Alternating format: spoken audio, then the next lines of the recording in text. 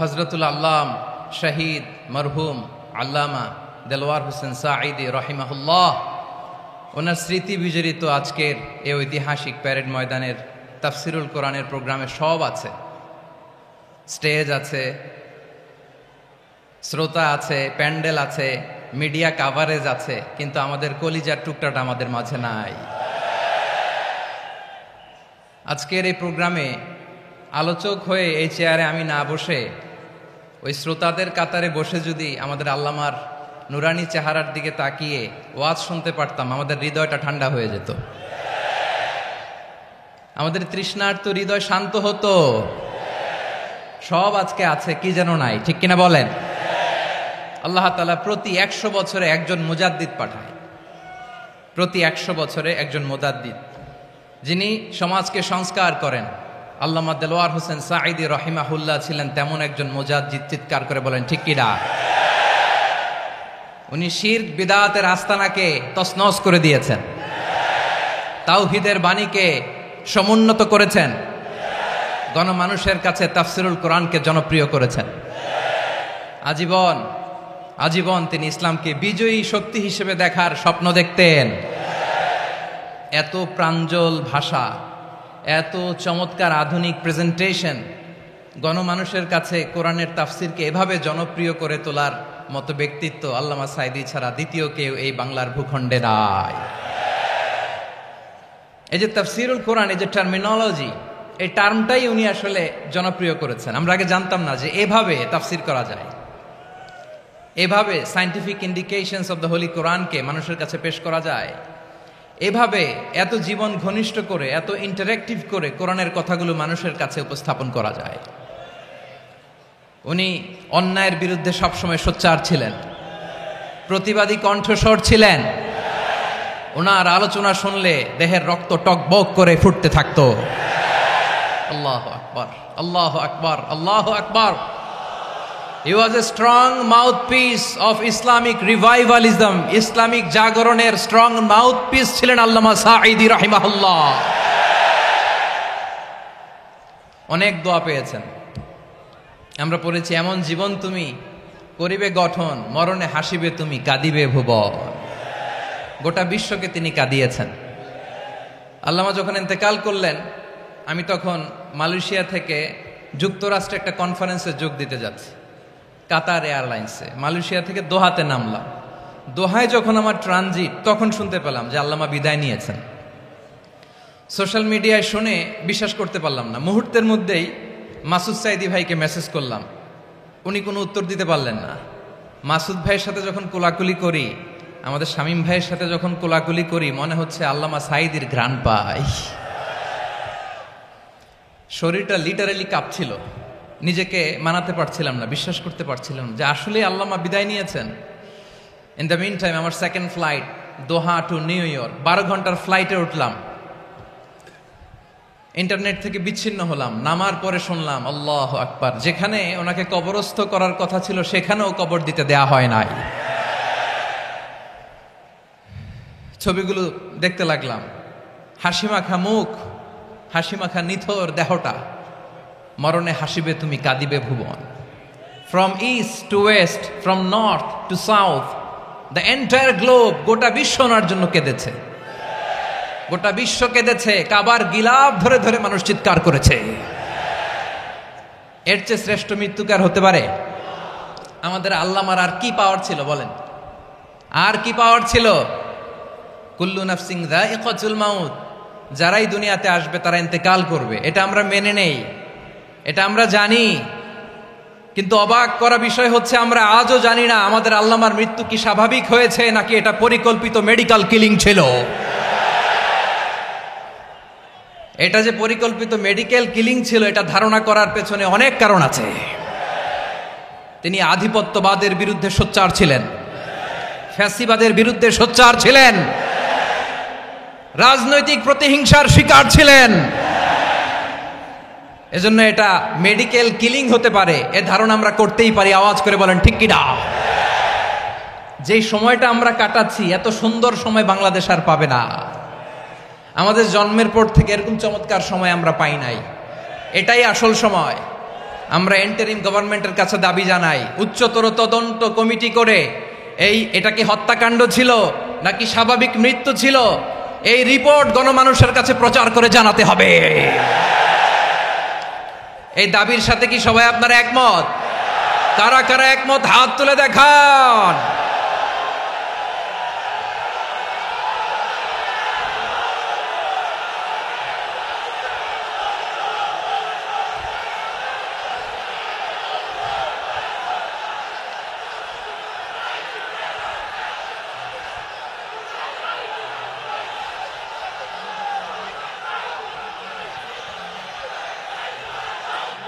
আমার প্রিয় ভাইয়েরা, প্রিয় চট্টলাবাসী, আল্লাহ তাআলা তার এই মুখলেস গোলামকে তার জান্নাতুল ফেরদাউসের মেহমান হিসেবে কবুল করুক, তার জীবনের সকল খেদমাগুলোকে কবুল করুক, জান্নাতুল ফেরদাউসের আলা মাকামে তাকে মেহমান হিসেবে কবুল করুক।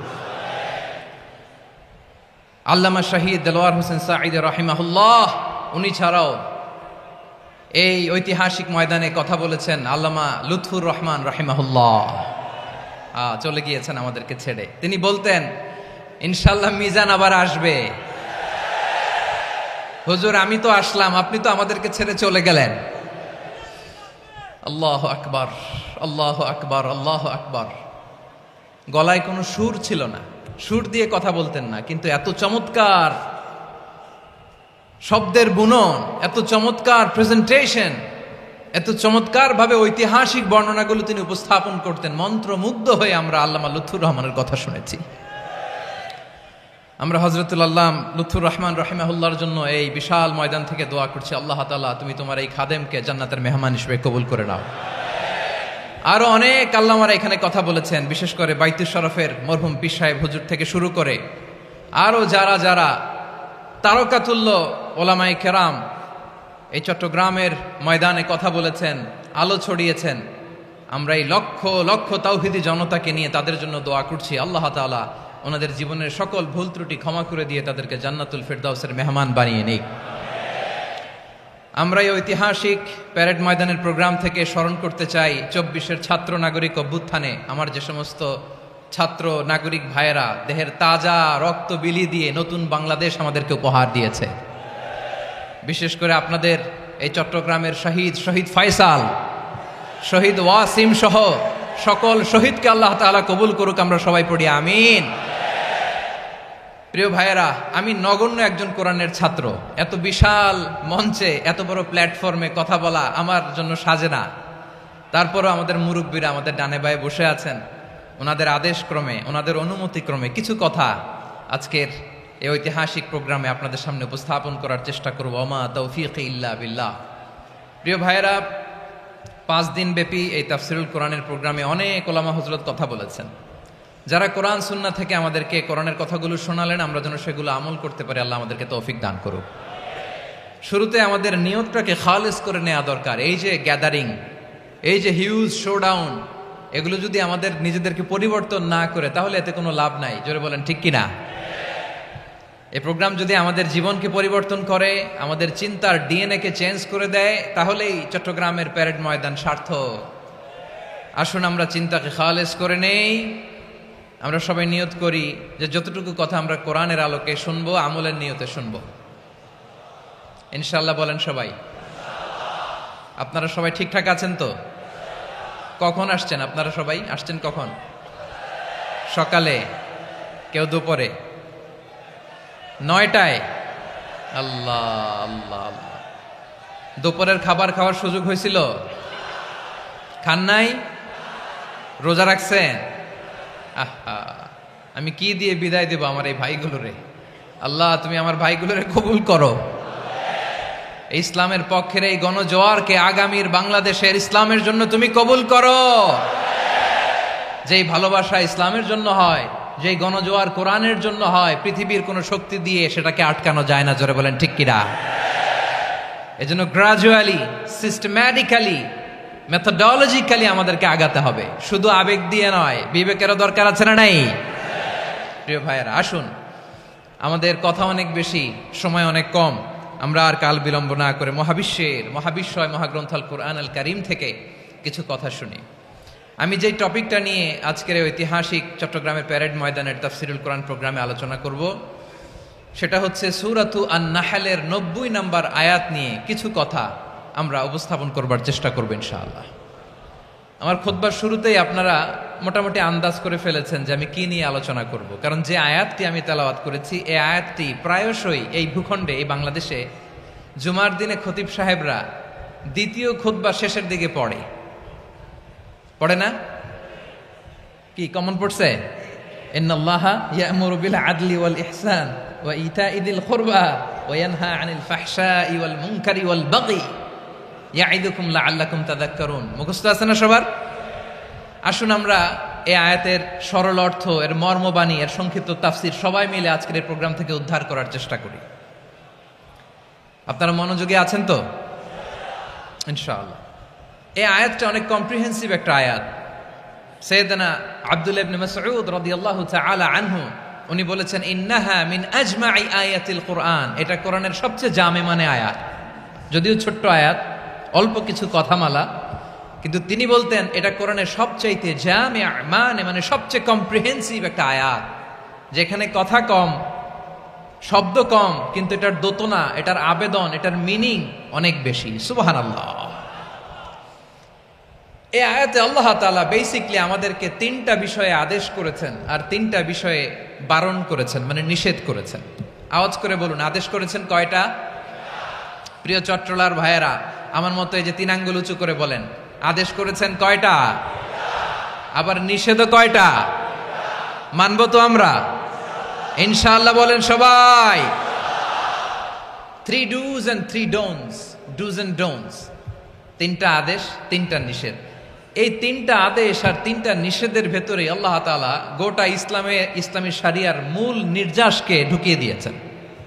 সুবহানাল্লাহ। এই ছোট্ট একটা আয়াতে গোটা ইসলামী শরিয়ার, the gist, the cream of the creams, গোটা ইসলামী শরিয়ার মূল নির্যাসকে আল্লাহ ঢুকিয়ে দিয়েছেন। 3টা আদেশ আর 3টা নিষেধ। আসুন আমরা সরাসরি কোরআন থেকে শুনি, সবাই পড়ুন। আউযু বিল্লাহি মিনাশ শাইতানির রাজীম। বিসমিল্লাহির রহমানির রহিম। ইন্নাল্লাহা ইয়া'মুরু বিল আদলি ওয়াল ইহসানি ওয়া ইতা'i যিল কুরবা ওয়া ইয়ানহা আনিল ফাহশাই ওয়াল মুনকারি ওয়াল বাগি ইয়া'ইযুকুম লা'আল্লাকুম তাযাক্কারুন।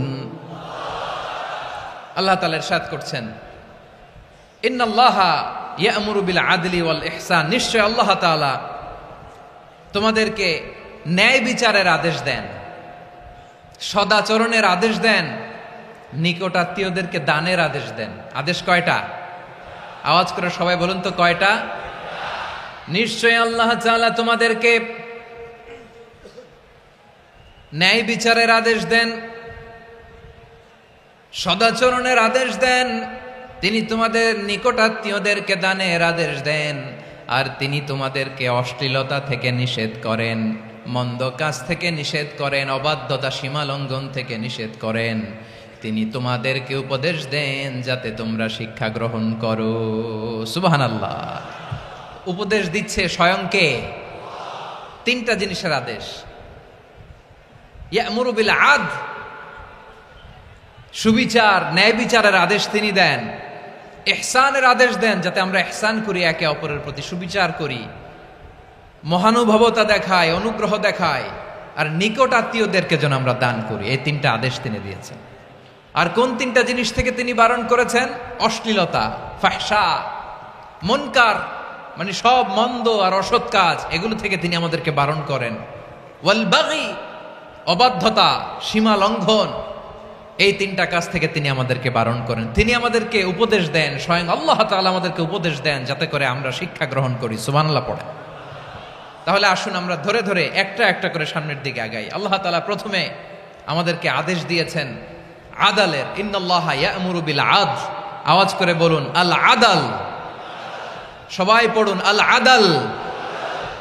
আমরা উর্দু জানি, হিন্দি জানি, অনেকে ইংরেজিও জানি, কিন্তু আরবি শব্দগুলো আমাদের মুখ দিয়ে বেরোতে চায় না। আওয়াজ করে বলুন আল আদাল।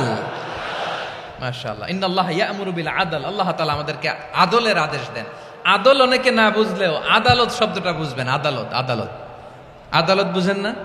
যেখানে বিচার কার্যের ফয়সালা করা হয়, কোর্ট কাচারি আদালত, এটা তো ভেরি কমন। এটা শুনছেন না সবাই?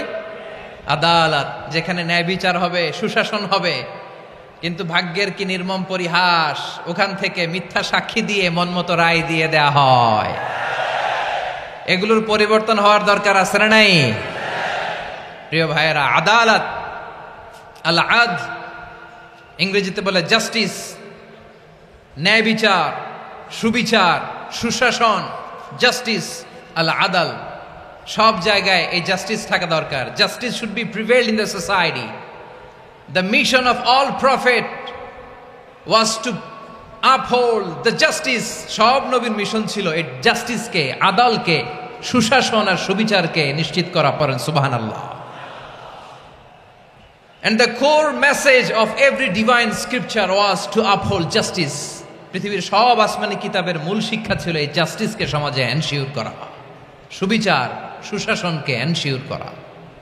তাহলে প্রিয় ভাইরা, আমরা বুঝতে পারলাম আল আদ শব্দের মানে হচ্ছে ইনসাফ বা সুবিচার বা ন্যায় বিচার। এটা হচ্ছে একটা general meaning, very general meaning.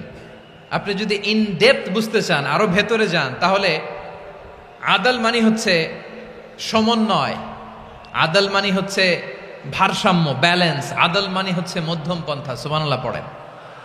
কারণ সব সময় সমান সমান হইলেই সুবিচার হয় না। কথা কি বুঝতেছেন? ইসলামের দ্য কনসেপ্ট অফ আদাল, এটা এমন আদাল, এটা সব সময় সমান সমান নয়। যখন সমান সমান দেয়া দরকার, ইসলাম সমান সমান দেয়। যখন ব্যালেন্স করা দরকার, চেক এন্ড ব্যালেন্স, সমন্বয়, ভারসাম্য করা দরকার, তখন ইসলাম ভারসাম্য করে দেয়। এটার নাম আদাল। সুবহানাল্লাহ। সহজ করে আপনাদেরকে বুঝাই। যেমন ধরুন, একটা পরিবারের 3 জন সদস্য, স্বামী, স্ত্রী আর সন্তান। তাদের সকালবেলার ব্রেকফাস্টে স্বামীর, সকালের নাস্তায় স্বামীর 3টা রুটি লাগে, স্ত্রীর 2টা লাগে, আর সন্তানের 1টা রুটি লাগে। এখন আমি যদি সমান সমান করে আদল করতে চাই, সবাইকে যদি 3টা করে রুটি দেই, তাহলে স্বামী বেচারার জন্য ঠিক আছে? কি বলেন? কথা কি বুঝতেছেন না কষ্ট হয়ে যাচ্ছে? যদি সমান সমানের নিয়মে আগাই, তাহলে 3টা করে যদি রুটি দেই, স্বামীর জন্য ওকে, কিন্তু স্ত্রীর জন্য 1টা বেশি হয়ে যায়। আর সন্তানের জন্য কয়টা বেশি হয়? আচ্ছা, এই তো বুঝতেছেন, মাশাআল্লাহ। আচ্ছা, 2টা করে যদি সবাই রে দেয় সমান সমান নীতিতে, তাহলে স্ত্রীর জন্য, স্ত্রী বেচারির জন্য ঠিক আছে, কিন্তু স্বামীর কয়টা কম পড়ে? আর সন্তানের বেশি হয়ে যায় কয়টা? আচ্ছা, সমান সমান নীতিতে সবাইকে যদি সকালের নাস্তার জন্য 1টা করে রুটি দেই, সন্তানের জন্য ঠিক আছে, কিন্তু স্ত্রী বেচারির কম পড়ে কয়টা? স্বামীর কম পড়ে কয়টা? 2টা। কথা কি বুঝতেছেন? আর আমি যদি স্বামীকে দেই 3টা, স্ত্রীকে দেই 2টা, আর সন্তানকে দেই 1টা, তাহলে কারো অপচয় হবে না। যার যতটুকু দরকার ঠিক ততটুকুই কাজে লাগবে। চিল্লায় বলেন ঠিক কিনা? এটাই হচ্ছে ইসলামের আদাল, যেখানে যার যতটুকু দরকার তাকে সেখানে ঠিক ততটুকু দিয়ে দেওয়ার নামই হচ্ছে আদাল। চিল্লায় পড়েন আল্লাহু আকবার। রব্বুল আলামিন বলেন, ইউসিকুমুল্লাহু ফি আওলাদিকুম লিযযাকারি মিসলু হাযযিল উনসায়াইন। আল্লাহ তোমাদেরকে ওসিয়ত করেন, তোমাদেরকে আদেশ দেন, উত্তরাধিকার সম্পদ যখন বন্টন হবে, ছেলেরা যতটুকু পাবে, মেয়ে পাবে তার অর্ধেক। সুবহানাল্লাহ বলেন। দেখেন, ছেলে যদ্দূর, মেয়ে অর্ধেক, ছেলে ডবল পাবে। আপাত দৃষ্টিতে মনে হয় এখানে অবিচার হয়েছে, কিন্তু আসলে কি অবিচার হয়েছে? আপনি বিয়ের ক্ষেত্রে যান, ওইখানে আবার ছেলে মোহরানা দেয়, মেয়ে সেখানে মোহরানা পায়। তাহলে চেক এন্ড ব্যালেন্স, ভারসাম্য, ব্যালেন্স, মধ্যম পন্থা এখানে আছে না নাই? এটাই হচ্ছে ইসলামের আদল। আল্লাহ তাআলা এই আদলের আদেশ দিয়েছেন, সুবিচার, ন্যায় বিচার, সুশাসন এবং ভারসাম্যের আদেশ দিয়েছেন। প্রিয় ভাইয়েরা, একটি শান্তিময় সমাজ, একটা সমৃদ্ধ সমাজ, একটা মানবিক সমাজ যদি আমরা পেতে চাই, এই আয়াতের মধ্যে যতগুলো পয়েন্ট আছে সবগুলোর বাস্তবায়ন লাগবে। কথা বুঝতে পেরেছেন? বলেন, আওয়াজ করে বলেন, আমরা একটা শান্তির সমাজ চাই কি চাই না? আমরা একটা সমৃদ্ধ বাংলাদেশ চাই কি চাই না? আমরা একটা মানবিক বাংলাদেশ চাই কি চাই না? এই আয়াতে আল্লাহ তাআলা একটা মানবিক সমাজের রূপরেখা টেনেছেন। তার প্রথম কথা হচ্ছে ইন্নাল্লাহা ইয়ামুরু বিল আদল। আল্লাহ তাআলা তোমাদেরকে আদলের নির্দেশনা দেয়, সুবিচার সুশাসনের নির্দেশনা দেয়। যে সমাজে আদল থাকে না সেই সমাজে জুলুম মানুষের ঘাড়ে চেপে বসে। আদলের বিপরীত হচ্ছে জুলুম। আদলের বিপরীত কি? জুলুম বা জাউর, অত্যাচার, অবিচার, বৈষম্য। এই যে বৈষম্য বিরোধী ছাত্র আন্দোলন কমন পড়ছে? এই যে একজন সমন্বয়ক তো দেখা করলো আমার সাথে। জুলুম মানে হচ্ছে বৈষম্য। বৈষম্যের স্থান ইসলামে নাই, অবিচারের স্থান ইসলামে নাই, জুলুমের স্থান ইসলামে নাই। আল্লাহ তাআলা বলেন যে আমি জুলুমকে নিজের জন্য হারাম করেছি এবং তোমাদের জন্য হারাম করেছি।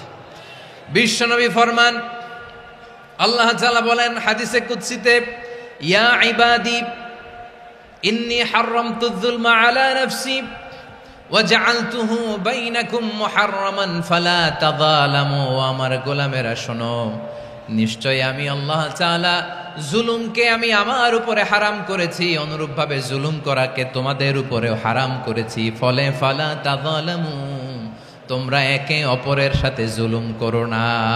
নির্দেশনাটা কার?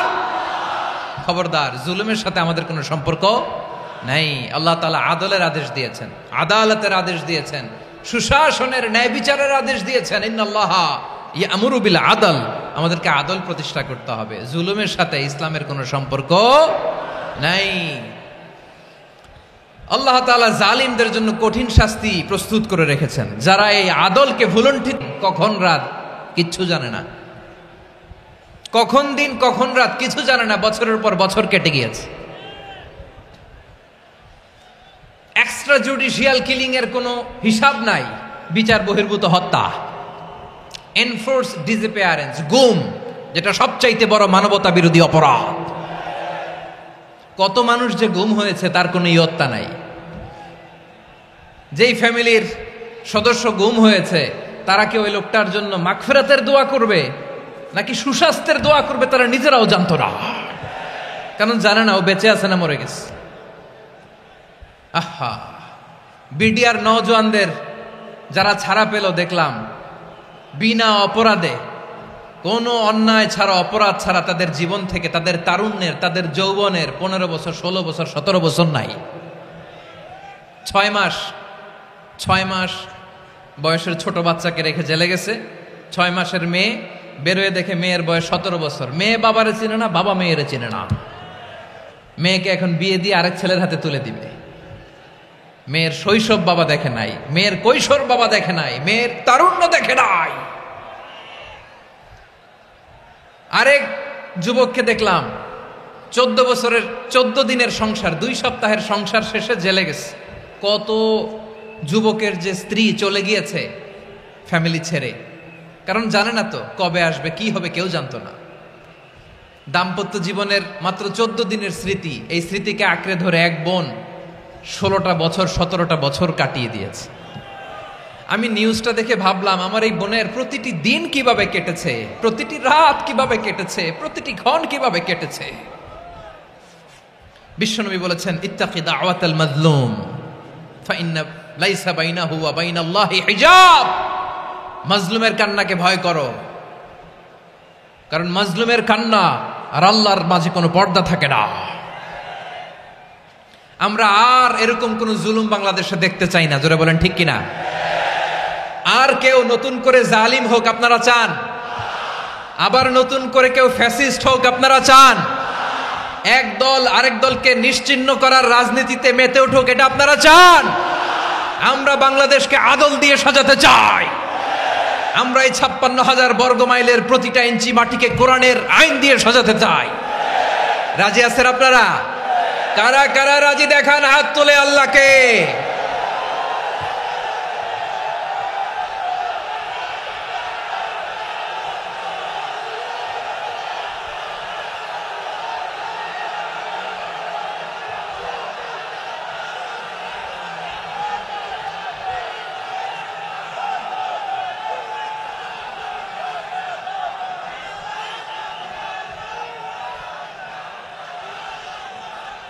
বসুন।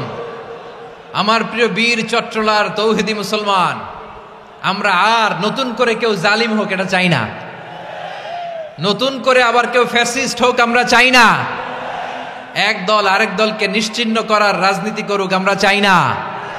আমরা সুশাসনের বাংলাদেশ চাই, আমরা মানবিক বাংলাদেশ চাই, আমরা একটা সমৃদ্ধ বাংলাদেশ চাই, আমরা বিশ্বের বুকে সম্মান নিয়ে মাথা উঁচু করে দাঁড়াতে চাই, ঠিক কিনা বলেন?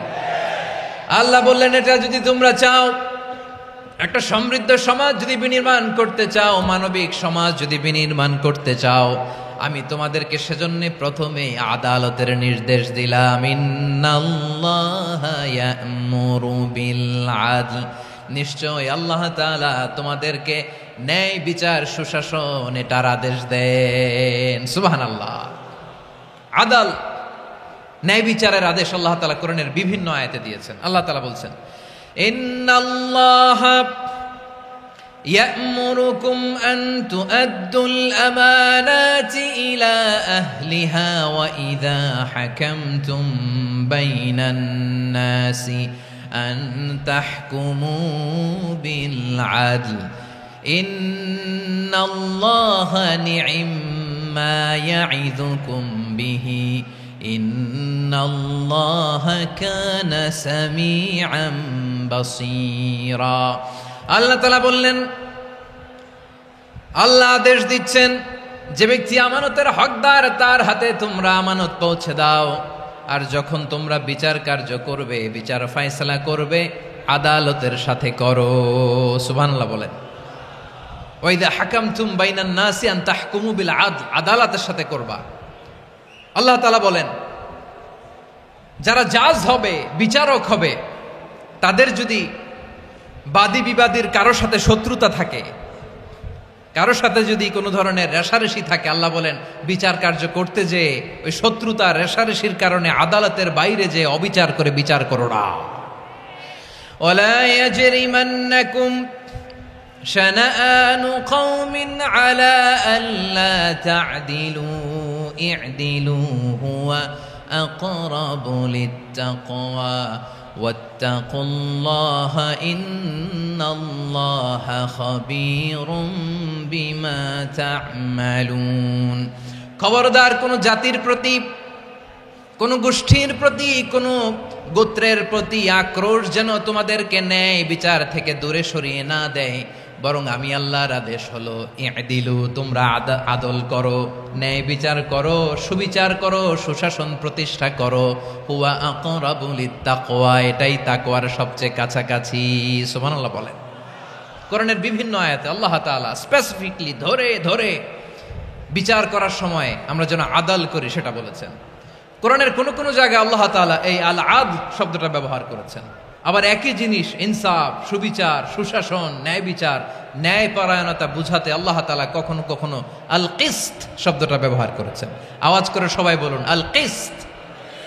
প্রিয় ভাইয়েরা, সবাই আওয়াজ করে আমার সাথে সাথে বলুন আল কিসত। আল্লাহ তাআলা বলেন, ওয়া ইন হাকামতা ফাহকুম বাইনাহুম বিল কিসতি ইন্নাল্লাহা ইউহিব্বুল মুকসিতিন। যখন তুমি বিচার করবে, বিশ্বনবীকে উদ্দেশ্য করে অ্যাড্রেস করে বললেন, নবী হে, ইহুদিরা কোনো বিষয়ে মীমাংসার জন্য যদি আপনার দরবারে আসে, যদি বিচার করতে হয়, খবরদার অবিচার করবেন না। ফয়সালা যেটা করবেন কিসতের সাথে করবেন, ন্যায় পরায়ণতার সাথে করবেন, কারণ ইন্নাল্লাহা ইউহিব্বুল মুকসিতিন, নিশ্চয় আল্লাহ রাব্বুল ইজ্জাত ন্যায় পরায়ণশীলদেরকে বড্ড ভালোবাসেন। সুবহানাল্লাহ বলেন। ন্যায় পরায়ণ লোকদেরকে আল্লাহ তাআলা বড্ড ভালোবাসেন। অন্য আয়াতে আল্লাহ তাআলা বলছেন, وَنَضَعُ الْمَوَازِينَ الْقِسْطَ لِيَوْمِ الْقِيَامَةِ فَلَا تُظْلَمُ نَفْسٌ شَيْئًا। আমি কিয়ামতের দিন ন্যায় পরায়ণতার মানদণ্ড স্থাপন করব, যেটাকে আমরা মিজানের পাল্লা বলি। আল্লাহ বলেন, ন্যায় বিচারের মানদণ্ড কিয়ামতের ময়দানে আমি আল্লাহ স্থাপন করব। সেদিন কারো প্রতি বিন্দু পরিমাণ, এক চুল পরিমাণ অবিচার করা হবে না, কোনো অবিচার করা হবে না। সেদিন সুশাসন হবে, সুবিচার হবে, ন্যায় পরায়ণতার সাথে বিচার হবে। আওয়াজ করে পড়েন আল্লাহু আকবার।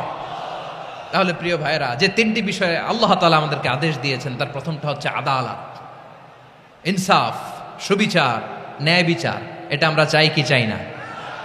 বিশ্বনবী ন্যায় বিচার, ন্যায় পরায়ণতা, সুশাসন প্রতিষ্ঠিত করেন কি করেন নাই? আপনারা বিশ্বনবীর সিরাত যারা পড়েছেন, আপনি দেখবেন বিশ্বনবীর সিরাতের পরতে পরতে, বাঁকে বাঁকে, সিরাতের বাঁকে বাঁকে এই আদালতের নমুনা মেলে। সুবহানাল্লাহ বলেন। ছোট্ট একটা নমুনা রাসূল সাল্লাল্লাহু আলাইহি ওয়াসাল্লামের আসসিরা আল আতরা থেকে ছোট্ট একটা নমুনা আপনাদের খেদমতে এখানে উপস্থাপন করি। বিশ্বনবী সাল্লাল্লাহু আলাইহি ওয়াসাল্লাম মক্কা বিজয় করলেন ৮ম হিজরিতে। মক্কা বিজয় শেষে তিনি কয়েক সপ্তাহ মক্কাতে অবস্থান করলেন। ইন দ্য মিন টাইম মক্কার একটা ভেরি প্রেস্টিজিয়াস এন্ড ডিগনিফাইড ফ্যামিলির নারী চুরিতে ধরা পড়ল। কিসে ধরা পড়ল? সবাই বলেন কিসে? আমাদের সমাজে আসেনি এটা? আছে? ছোট না বড়? হ্যাঁ, হিসাব করে শেষ করা যায় না। ৩.৫ লাখ কোটি টাকা নাই উন্নয়ন প্রকল্পের নামে। উন্নয়ন প্রকল্পের নামে ৩.৫ লাখ কোটি টাকা নাই। ৩.৫ লাখ কোটি টাকা লিখতে পারবেন আপনি? এক টানে লিখতে পারবেন? বুঝতেছেন কত বড় সংখ্যা? হ্যাঁ, বনু মাখজুমিয়া গোত্রের এক নারী মক্কায় চুরিতে ধরা পড়ল। বলেন তো চুরি করলে বিধান কি? কি কাটতে হবে? চুরির বিধান হলো হাত কেটে দাও। তাও সেটা গোপনে নয়, প্রকাশ্যে জনসম্মুখে হাত কেটে দাও। বনু মাখজুমিয়া গোত্রের নারী যখন চুরিতে ধরা পড়ল, সাহাবারা চিন্তায় পড়ে গেলেন। সবেমাত্র মক্কার লোকেরা কালিমা পড়ে মুসলমান হয়েছে, ইসলামের আইন কানুন তেমন জানে না, ইসলামী শরিয়ার সাথে বেশি পরিচিত নয়। এখন যদি বিশ্বনবী চুরির যেই বিধান এটা যদি কায়েম করে হাত যদি কেটে দেয়, না জানি মক্কার লোকেরা আবার বিগড়ে যায়, না জানি মক্কার লোকেরা আবার মুরতাদ হয়ে যায়, না জানি মক্কার লোকেরা ইসলাম থেকে দূরে সরে যায়। চলো চলো, সাহাবীরা মিলে পরামর্শ করলেন, চলো বিশ্বনবীর কাছে যে বলি, ও নবী, শুধু কেবলমাত্র একমাত্র এই নারীর জন্য চুরির হাত কাটার বিধানটা আপনি একটু থামিয়ে দেন। চুরির হাত কাটার যে বিধান এইখানে একটু রহিত করে দেন, বাকিগুলা কইরেন মদিনাতে যে চলবে, কিন্তু মক্কায় এবারের জন্য মাফ করে দেন। কিন্তু কে বলবে? এই যে পরামর্শ, সাজেশন, এটা কে দিবে বিশ্বনবীর কাছে? সাহাবারা চিন্তায় পড়ে গেলেন। আল্লাহর নবীর সামনে দাঁড়িয়ে আল্লাহর দেয়া হুদুদ, আল্লাহর দেয়া বিধান থামিয়ে দেওয়া, মাফ করে দেওয়া, এই কথা বিশ্বনবীর সামনে বলার সাহস তো কেউ রাখে না। কেউ কেউ বলল, বিশ্বনবীর পালক পুত্র যায়েদ বিন হারেসার সন্তান উসামারে বিশ্বনবী নাতির মতো আদর করে, বড্ড বেশি ভালোবাসে উসামারে। এজন্য সাহাবারা উসামাকে বলতো হিব্বু রাসূলিল্লাহ, বিশ্বনবীর ভালোবাসা। কি বলতো? সাহাবীরা বললেন, বিশ্বনবীর ভালোবাসা হিব্বু রাসূলিল্লাহ, উসামারে পাঠাও। উসামারে বিশ্বনবী নাতির মতো স্নেহ করে, মায়া করে, ভালোবাসে। আমরা পারবো না, উসামা পারবে। সবাই মিলে ফুলিয়ে ফুসিয়ে ওসামাকে, ছোট্ট ওসামাকে রাজি করালো। ওসামা, এমন এমন কথা যে তুমি বিশ্বনবীর কাছে বলতে হবে, পারবা নাকি? ওসামা বলে, পারবো। সাইয়েদনা ওসামা রাদিয়াল্লাহু তাআলা আনহু তরুণ সাহাবী বিশ্বনবীর কাছে গেলেন, যে বললেন, নবী, বনু মাখজুমিয়া গোত্রের এক নারী চুরিতে ধরা পড়েছে, এবারের জন্য কি এই মহিলাটারে মাফ করে দিলে হয় না? এবারের জন্য একটু ক্ষমা করা যায় না নবী? বিশ্বনবী বলেন, আতাশফাউ ফি হাদ্দিম মিন হুদুদিল্লাহ, তোমার এত বড় সাহস উসামা, তুমি আল্লাহর হাত, আল্লাহর দেয়া বিধান, এটার ব্যাপারে সুপারিশ করতে এসেছো? তোমরা কি জানো তোমাদের আগে যত কওম, যত গোত্র, যত জনপদ ধ্বংস হয়েছে তার কারণ ছিল তাদের মধ্যে গরিবরা অন্যায় করলে তারা বিচার করত, আর ধনীরা অন্যায় করলে তারা মাফ করে দিত। খবরদার! ওয়া আইমুল্লাহ লাউ আন্না ফাতিমাতা বিনতি মুহাম্মাদিন সারাকাত লাকাতা মুহাম্মাদুন ইয়াদাহা। বিশ্বনবী বললেন, ওরে ওসামা, বানু মাখজুমিয়ার ওই প্রেস্টিজিয়াস এন্ড ডিগনিফাইড ফ্যামিলির মেয়ে তো দূর কি বাত, অনেক দূরের কথা। জেনে রেখো ওসামা, আমার কলিজার টুকরা, নয়নের পুটুলি ফাতেমাও যদি মক্কার জমিনে আজকে এই চুরির দায়ে ধরা পড়তো, আমি বিশ্বনবী মুহাম্মাদুর রাসূলুল্লাহ ধরে ফাতেমার ডান হাতটা কেটে দিতে এক বিলম্ব দেরি করতাম না। ইন্নাল্লাহা ইয়া'মুরু বিল আদল, আমাদেরকে জাস্টিস শিখায়, পশ্চিমারা আমাদেরকে ইনসাফ শিখায়, আমাদেরকে সুশাসন শিখায়। আর ইনসাফ, সুশাসন, ন্যায় বিচার, সুবিচার, জাস্টিস কারে বলে বিশ্বনবীর বায়োগ্রাফি থেকে জেনে নাও। এই ছিল বিশ্ব ইসলামের আদালতের নমুনা। আপনি যদি সাইয়েদনা ওমর ফারুকের জীবনের দিকে তাকান, এমন কঠোর, এমন বীর সেনানী ছিলেন। সাইয়েদনা ওমর ফারুক যদি রাস্তার এই মাথা দিয়ে হাঁটা শুরু করতেন, শয়তান ওমর ফারুককে দেখলে ওই রাস্তা রেখে দিয়ে অন্য রাস্তা দিয়ে হাঁটতো। সুবহানাল্লাহ। ওমর ফারুক রাদিয়াল্লাহু তাআলা আনহু কি পার্সোনালিটি ছিল, কি পার্সোনালিটি। আমাদের এলাকায় ছোট বাচ্চারা রাতে ভাত খেতে চায় না, আমার মেয়েটাও খেতে চায় না। এই এটা দিব, ওইটা দিব, আজকে মাহফিলে আসার সময় বলে দিছে লিস্ট করে এটা এটা আনতে হবে। তো ছোট্ট বাচ্চাদের অনেক বায়না থাকে, ওরা রাতে খেতে চায় না। তো মায়েরা বিভিন্ন ভয় দেখায়, এই বাঘ আসবে, বাঘ আসবে খাও, এই ভূত আসবে, ভূত আসবে খাও। আপনারা কি বলেন চট্টগ্রামে? কি আসবে? হ্যাঁ, ভূত, ভূত, ভূত আসবে, বাঘ আসবে, খাও খাও খাও, তাড়াতাড়ি খাও। তো বাচ্চারা এগুলো শুনে ভয়ে খেতে শুরু করে। মদিনার জামিনেও একই ঘটনা ঘটতো। মদিনার ছোট্ট ছোট্ট সোনামণিরা খেতে চাইতো না। তো মায়েরা বলতো, হা হুয়া ইয়াতি উমর, হা হুয়া ইয়াতি উমর, ওই যে উমর আসতেছে, উমর। ওমরে ফারুকের কথা শুনলে বাচ্চারা একেবারে ঠান্ডা। সুবহানাল্লাহ পড়বেন না? প্রভু তুমি বলেছ রাসূল দেবে না, বলনি দেবে না ওমর, বলনি দেবে না হামজা তারিক, খালিদ বিজয় সমর। প্রভু তুমি বলেছ রাসূল দেবে না, বলনি দেবে না ওমর, বলনি দেবে না হামজা তারিক, খালিদ বিজয় সমর। প্রভু তুমি বলেছ রাসূল দেবে না। আল্লাহু আকবার। ওমর ফারুক রাদিয়াল্লাহু তাআলা আনহু, ওনার কথা শুনলে গায়ের মধ্যে গুজবাম হয়, গায়ের পশমগুলো দাঁড়িয়ে যায়। সুবহানাল্লাহ বলেন। কি পার্সোনালিটি ছিল, কি ব্যক্তিত্ব ছিল। মুনাফিকরা ওমর ফারুককে জমের মতো ভয় পেতেন। শয়তান, খুদ শয়তান এই রাস্তা দিয়ে আসলে শয়তান অন্য রাস্তা দিয়ে হাঁটতো। ওমর ফারুক রাদিয়াল্লাহু তাআলা আনহুর জীবনে যদি দেখেন, তাহলে সেখানে আপনি আদালতের, ইনসাফের, সুশাসনের, জাস্টিসের নমুনা দেখতে পাবেন। কয়টা শুনবেন? সাইয়েদনা ওমর ফারুকের রাদিয়াল্লাহু তাআলা আনহুর সন্তান আব্দুর রহমান মিশরে মদ খেয়ে মদ্যপ অবস্থায় ধরা পড়েছে।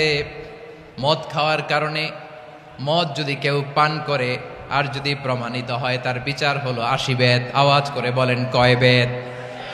বাংলাদেশেও তো এই আইন আছে নাকি? বাংলাদেশে আছে? হ্যাঁ, মদ খাইলে 80 বেত, এই আইন বাংলাদেশে চালু হোক। আমরা চাই কি চাই না? চাই সবাই। এজন্যই তো ইসলাম ভাল লাগে না। ইসলামকে ভাল লাগে না। ইসলামকে আউট করে রাখতে পারলেই তো এরকম বড় বড় বোতল খাওয়া যায়। একেবারে সহজ, পানির মতো সহজ, হিসাব একেবারে সহজ। ওমর ফারুক রাদিয়াল্লাহু তাআলা আনহুর ছেলে ভুল করে মদ পান করে ফেলেছিলেন। আব্দুর রহমান, ঘটনা ঘটেছে মিশরে। মিশরের গভর্নর তখন আমর ইবনুল আস রাদিয়াল্লাহু তাআলা আনহু। আব্দুর রহমানের ভাই যে গভর্নরকে বলল, গভর্নর যদি একটু দয়া করেন, খলিফার ছেলে আমার ভাই আব্দুর রহমান মদ্যপ অবস্থায় ধরা পড়েছে, জনসম্মুখে যদি আপনি বেত্রাঘাত করেন আমাদের প্রেস্টিজ থাকে না, যদি 80 বেত আপনি মারেন আমার কোনো কথা নাই, কিন্তু ঘরের ভেতরে মারেন। আব্দুর রহমানের ভাইয়ের সুপারিশ শুনে সাইয়েদনা আমর ইবনুল আস রাদিয়াল্লাহু তাআলা আনহু রাজি হয়ে গেলেন। ঘরের ভেতরে লোকচক্ষুর আড়ালে 80 বেত তিনি মানলেন। কিন্তু ঘটনাক্রমে এই কথা লুকিয়ে লুকিয়ে ঘরের ভেতরে 80 বেত মারার কথা সাইয়েদনা ওমর ফারুক মদিনা থেকে জানতে পারলেন। মদিনা থেকে তিনি ফরমান জারি করলেন, এই বিচার যেমনটি আমর ইবনুল আস আদায় করেছে, এটা প্রকৃতপক্ষে আদায় হয় নাই। আসো সবাই মদিনায় আসো, আমর ইবনুল আস মদিনায় আসো, আব্দুর রহমানও আসো, সবাই আসো, জনসম্মুখে এই বিচার কার্যকর করতে হবে। সাইয়েদনা ওমর ফারুক মসজিদে নববীর পিলারের মধ্যে নিজের ছেলেকে বাঁধলেন, আবার জনসম্মুখে 80টা বেত তার গায়ের মধ্যে মারলেন। মাজমুয়ে ফাতাওয়া লিবনি তাইমিয়া রাহিমাহুল্লাহ উনি এটা নকল করেছেন। এটা সবচেয়ে বিশুদ্ধ মত। আরো অনেক মত আছে, মারা গেছে কবরের উপর, ওগুলো বাদই দিলাম। কেমন খলিফা ছিলেন, কেমন খলিফা! পশ্চিমারা তোমরা জাস্টিস আমাদেরকে শেখাও, ইনসাফ কারে বলে, সুশাসন আমাদেরকে তোমরা শিখাও। ওমরে ফারুক রাদিয়াল্লাহু তাআলা আনহু ওইটাকে, ওই বিচারকে তিনি ধর্তব্য মনে করেন নাই। মদিনাতে এনে আবার জনসম্মুখে আবার 80 বেত মেরেছেন। মিশরে ওমরে ফারুক রাদিয়াল্লাহু তাআলা আনহু আমর ইবনুল আসকে গভর্নর করে পাঠালেন।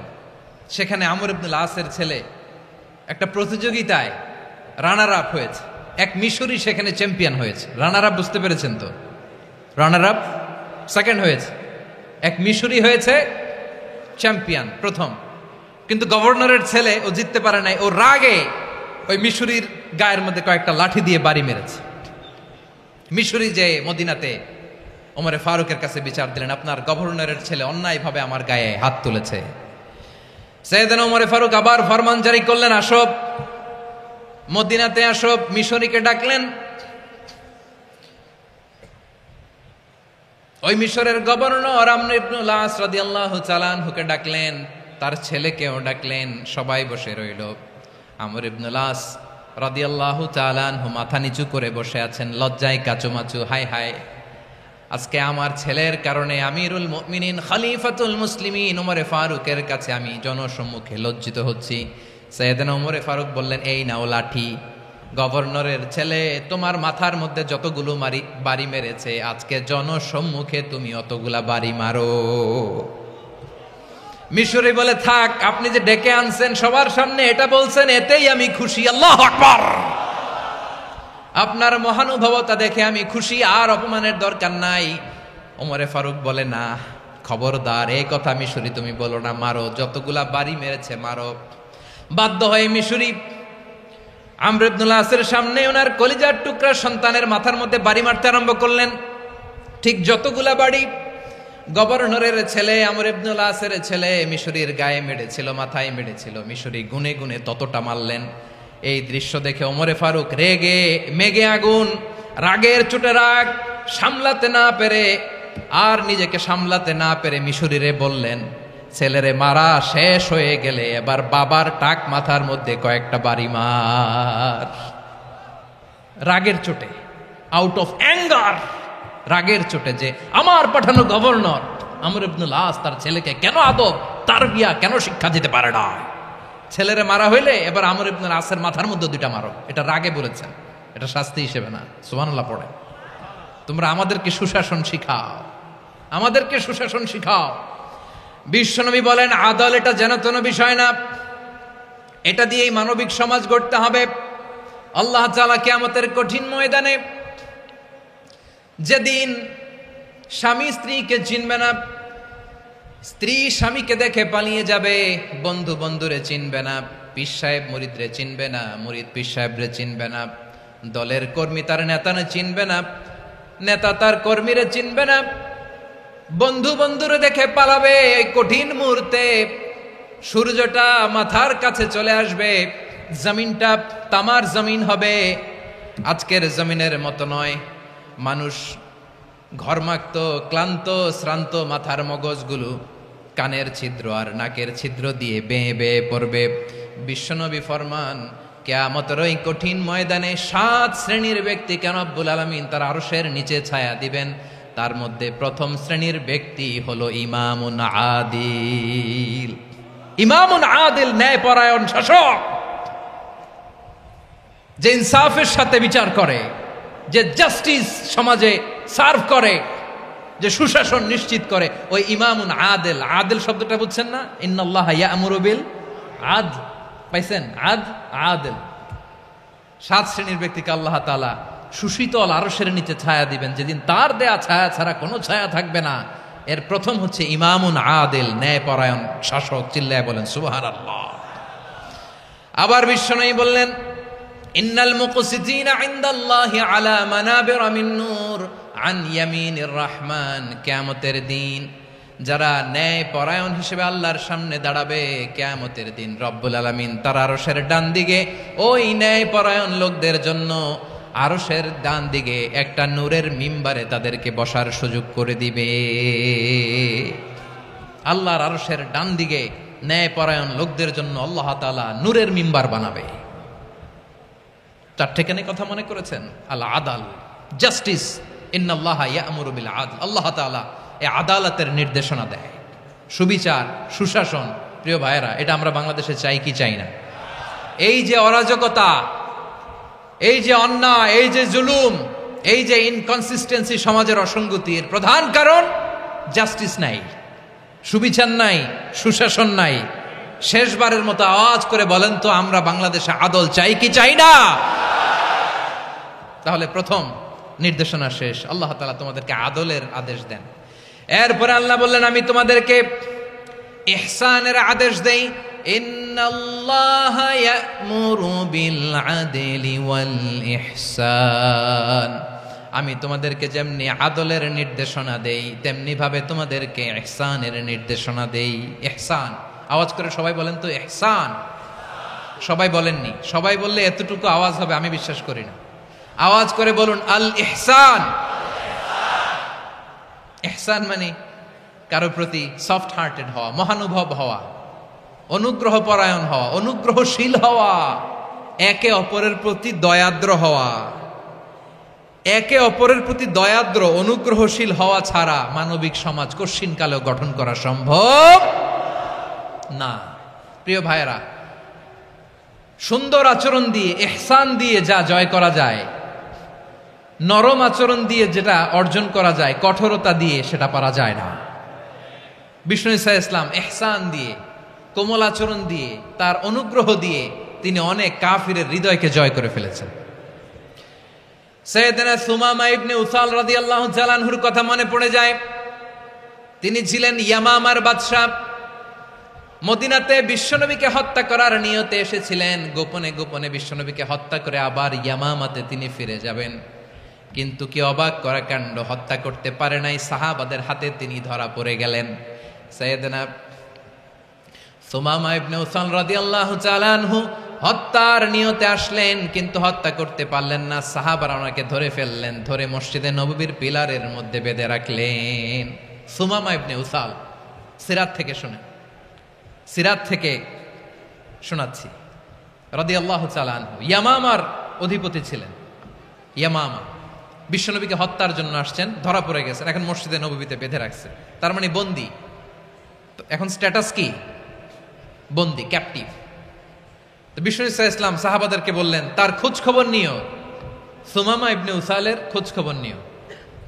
সাহাবার বলেন, ইয়া রাসূলুল্লাহ, আপনাকে হত্যা করতে এসেছে, তার তো কঠিন ক্যাপিটাল পানিশমেন্ট হওয়া দরকার, কঠিন শাস্তি হওয়া দরকার। বিশ্বনবী বললেন, না, আমি যেটা জানি তোমরা সেটা জানো না, তোমরা সুমামার সাথে ভালো আচরণ করো। বিশ্বনবী সুমামার কাছে গেলেন। প্রথম দিন যে তিনি কালেমার দাওয়াত দিলেন, ইমানের দাওয়াত দিলেন, ইসলামের দাওয়াত দিলেন, রিসালাতের দাওয়াত দিলেন, আখিরাতের দাওয়াত দিলেন। পরের দিন যে বিশ্বনবী সালাতের দাওয়াত দিলেন, যাকাতের দাওয়াত দিলেন, ইসলাম কি, কিভাবে, কেমন করে পালন করতে হয় চমৎকার আর্টিকুলেট করতে শুরু করলেন। তন্ময় হয়ে সুমামা ইবনে উসাল রাদিয়াল্লাহু তাআলা আনহু বিশ্বনবীর কথাগুলো শুনতে আরম্ভ করলো। একদিন নয়, দুই দিন নয়, টানা 3 দিন বিশ্বনবী সুমামার কাছে ইসলামকে প্রেজেন্ট করেছেন, উপস্থাপন করেছেন। আওয়াজ করে বলেন, কয় দিন? 3 দিন। 3 দিন মসজিদে নববীতে বাঁধা। আর সাহাবীদেরকে বললেন, তার খোঁজ খবর নিও, তোমরা যে রুটি বানাও এর মধ্যে সবচেয়ে ভালো আটার রুটিটা তারে দিও, সবচেয়ে রিফাইন্ড খেজুর, যেটা পিওর খেজুর, এটা তারে দিও। আর বিশ্বনবী নিজের উট থেকে দুধ দহন করে ওনার বাড়ির এক কর্মচারীকে বলেছেন, দুধ দহন করে সুমামার জন্য নিয়ে যেও। সুবহানাল্লাহ পড়বেন না? সবাই তো অবাক, ইয়ামামা থেকে আসছে নবীকে হত্যা করতে, বিশ্বনবী দেখে তারে জামাই আদর করে, তাকে মজার মজার খাবার দিও, দুধ দিও, আদর আপ্যায়ন করো। একদিন নয়, 2 দিন নয়, টানা 3 দিন বিশ্বনবী এভাবে সুমামার কাছে যেয়ে ইসলামকে প্রেজেন্ট করতে আরম্ভ করলেন, ইসলামকে উপস্থাপন করতে শুরু করলেন। আর তাকে চমৎকার এন্টারটেইনমেন্ট, আপ্যায়ন দিতে আরম্ভ করলেন। টানা 3 দিন যখন ইসলামের দ্য বিউটিজ অফ ইসলাম, ইসলামের সুমহান বাণী, সৌন্দর্য তার কাছে উপস্থাপন শেষ, তাকে আপ্যায়ন শেষ, বিশ্বনবী বললেন সাহাবেদেরকে, যাও এবার সুমামার হাতের পায়ের রশি দুটো খুলে দাও। তারা বললেন, ইয়া রাসূলুল্লাহ, কি বলেন আপনি? ও তো হত্যাকারী, সুযোগ পায় নাই, আপনারে মারতে পারে নাই, ছেড়ে দিলে আবার ও আপনার উপর তলোয়ার নিয়ে ঝাঁপিয়ে পড়বে। নবী, এই সিদ্ধান্ত আপনি নিতে যাবেন না। বিশ্বনবী বললেন, যেটা বলেছি সেটা করো, সুমামার রশিগুলো ছেড়ে দাও। সুমামার হাতে পায়ের রশিগুলো যে তোমরা খুলে দাও। সাহাবারা তর্ক জুড়ে দিলেন, লা ইয়া রাসূলুল্লাহ, এমনটা করবেন না, তো ভয়ঙ্কর ভয়ঙ্কর খুনি, কি জানি কি হয়ে যায়। বিশ্বনবী বললেন, না, তার হাতে পায়ের রশিগুলো খুলে দাও। সাহাবারা বিশ্বনবীর কথা মতো তার হাতে পায়ের রশিগুলো খুলে দিল। সুমামা মুহূর্তের মধ্যে মসজিদে নববী থেকে বের হয়ে ইয়ামামায় ফিরে না যে মসজিদে নববীর পাশে একটা খেজুর বাগান ছিল, সেখানে চলে গেলেন। সেখানে একটা ছোট্ট কুয়া ছিল, কুয়ার পানি দিয়ে তিনি গোসল করলেন। সুবহানাল্লাহ পড়েন। কুয়ার পানি দিয়ে গোসল করে মসজিদে নববীর সামনে এসে বিশ্বনবী এবং সাহাবাদের সামনে দাঁড়িয়ে সাব্বাবা উঁচু করে বললেন, আশহাদু আল্লা ইলাহা ইল্লাল্লাহ ওয়া আশহাদু আন্না মুহাম্মাদান আবদুহু ওয়া রাসূলুহু। আল্লাহু আকবার। আমি সাক্ষ্য দিচ্ছি আল্লাহ ছাড়া কোনো ইলাহ নাই, আর মুহাম্মদ আল্লাহ তাআলার প্রেরিত বান্দা এবং রাসূল। প্রিয় ভাইয়েরা, ইহসান দিয়ে যা জয় করা যায়, কঠোরতা দিয়ে সেটা কঠিনকালেও জয় করা যায় না। আওয়াজ করে বলেন ঠিক কি না? এবার সুমামা দাঁড়িয়ে বলে, ওগো নবী, আমি তো কালিমা পড়ে মুসলমান হয়ে গেলাম, এবার শোনেন, এই মুহূর্তের আগে আপনার চেহারার চাইতে নিকৃষ্ট কোনো চেহারা আমার কাছে ছিল না, কিন্তু শাহাদা পাঠ করার পরে আপনার চেহারার চাইতে উত্তম শ্রেষ্ঠ কোনো চেহারা আমার কাছে আর নাই। ও নবী, আজকের দিনের আগে ইসলাম ধর্মের চেয়ে নিকৃষ্ট অপছন্দনীয় কোনো ধর্ম আমার কাছে ছিল না, কিন্তু এই মুহূর্ত থেকে ইসলামের চেয়ে সেরা শ্রেষ্ঠ পছন্দনীয় কোনো ধর্ম আমার কাছে নাই। নবী গো, আজকের দিনের আগে মদিনার চাইতে অপছন্দনীয় নিকৃষ্ট কোনো শহর আমার কাছে ছিল না, কিন্তু এই মুহূর্তের পর থেকে মদিনার চাইতে কোনো শ্রেষ্ঠ শহর আমার জানা নাই। সে ছিল গমের বড় ডিলার, গম বেচতো। কি বেচতো? তার গম কিনে মক্কার লোকেরা রুটি খাইতো। সে ঘোষণা দিল, আজকে থেকে মক্কাবাসীদের জন্য সব গম আমি হারাম করে দিলাম, মক্কাবাসী এখন না খেয়ে মরে। সুবহানাল্লাহ পড়বেন না? মক্কাবাসী বিশ্বনবীর কাছে আসলেন, এসে বললেন, মুহাম্মদ, আমরা তো তোমার ভাই, তোমার চাচা, তোমার ভাতিজা, তোমার আত্মীয়, তুমি সুমামারে বলো সে যেন আবার গমের সাপ্লাই মক্কার জন্য অনুমতি দিয়ে দেয়। বিশ্বনবীর অনুমতি ক্রমে সুমামা আবার মক্কাতে গম পাঠাতে শুরু করলো। পড়েন সুবহানাল্লাহ। ইহসান, ইহসান দিয়ে আপনি যেটা জয় করতে পারবেন, you can win the heart of your enemies. ইহসান দিয়ে আপনি আপনার শত্রুর হৃদয়কে জয় করতে পারবেন। আওয়াজ করে বলেন ঠিক কি না? এজন্য আল্লাহ বললেন, ওয়া আনফিকু ফি সাবিলিল্লাহি ওয়া লা তুলকু বিআইদিকুম ইলাত তাহলুকা ওয়া আহসিনু ইন্নাল্লাহা ইউহিব্বুল মুহসিনিন। তোমরা আল্লাহর রাস্তায় দান করবে আর নিজেরা নিজেদেরকে ধ্বংসের হাতে ঠেলে দিও না। তোমরা একে অপরের প্রতি ইহসান করবে, কারণ ইহসানকারীদেরকে আল্লাহ বড্ড ভালোবাসেন। সুবহানাল্লাহ পড়েন। আবার সূরা রহমানে আল্লাহ বললেন, হাল জাযাউল ইহসানি ইল্লাল ইহসান ফাবিআইয়ি আলা, সবাই পড়েন, ফাবিআইয়ি আলাই রাব্বিকুমা তুকাযযিবান। ইহসানের প্রতিদান হিসেবে ইহসানি হয়। বিশ্বনবী সুমামার প্রতি যেমন ইহসান করেছেন, সুমামাও ঠিক তেমন ইহসান ফিরিয়ে দিয়েছে। ঠিক কিনা বলেন? তাহলে এক নম্বরে হচ্ছে আদ, ন্যায় বিচার। দুই নম্বরে সবাই বলেন ইহসান, সদাচরণ।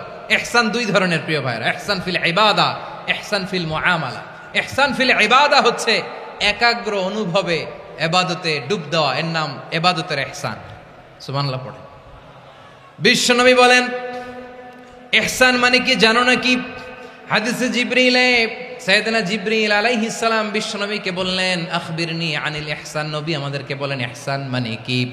বিশ্বনবী বললেন, আনতা আবুদাল্লাহা কাআন্নাকা তারাহু ফাইন লাম তাকুন তারাহু ফাইন্নাহু ইয়ারাক। ইহসান মানে হলো এমন ভাবে তুমি আল্লাহর সামনে নিজেকে উজাড় করে ইবাদত করবে, তুমি ভাববে তুমি আল্লাহকে দেখতে পাচ্ছ, আর এটা যদি ভাবা তোমার জন্য কঠিন হয়ে যায়, অন্তত এতটুকু তুমি ভাববা যে আল্লাহ তোমাকে দেখতে পাচ্ছেন। ঠিক কিনা বলেন? ও আমার বীর চট্টলার ভাইয়েরা, কেউ যেটা দেখে না সেটা দেখে কে? এই বিশ্বাস হৃদয়ের মধ্যে আছে? নামাজে যখন দাঁড়ান এই ফিলিংসটা আনা যাবে? হ্যাঁ, এশার সালাত তো এখনো হয় নাই না? আলোচনা শেষে এশার সালাত এখানে অনুষ্ঠিত হবে, তাই না? আচ্ছা বলুন তো, আমরা এশার সালাত পর্যন্ত বেঁচে থাকবো এই গ্যারান্টি আছে কার কার? হাত তোলেন। কয়েকজন হাত তুলছে পেছনে, না বুঝে তুলে ফেলছে। এশা পর্যন্ত যে আমরা হায়াত পাবো কোনো গ্যারান্টি আছে? সবাই আওয়াজ করে বলেন, গ্যারান্টি আছে? গ্যারান্টি নাই। এই জন্য বিষ্ণু ইসলাম বলেছে, এমন ভাবে নামাজে দাঁড়াও, ইবাদত করো, মনে করো হতে পারে এটাই আমার জীবনের শেষ নামাজ।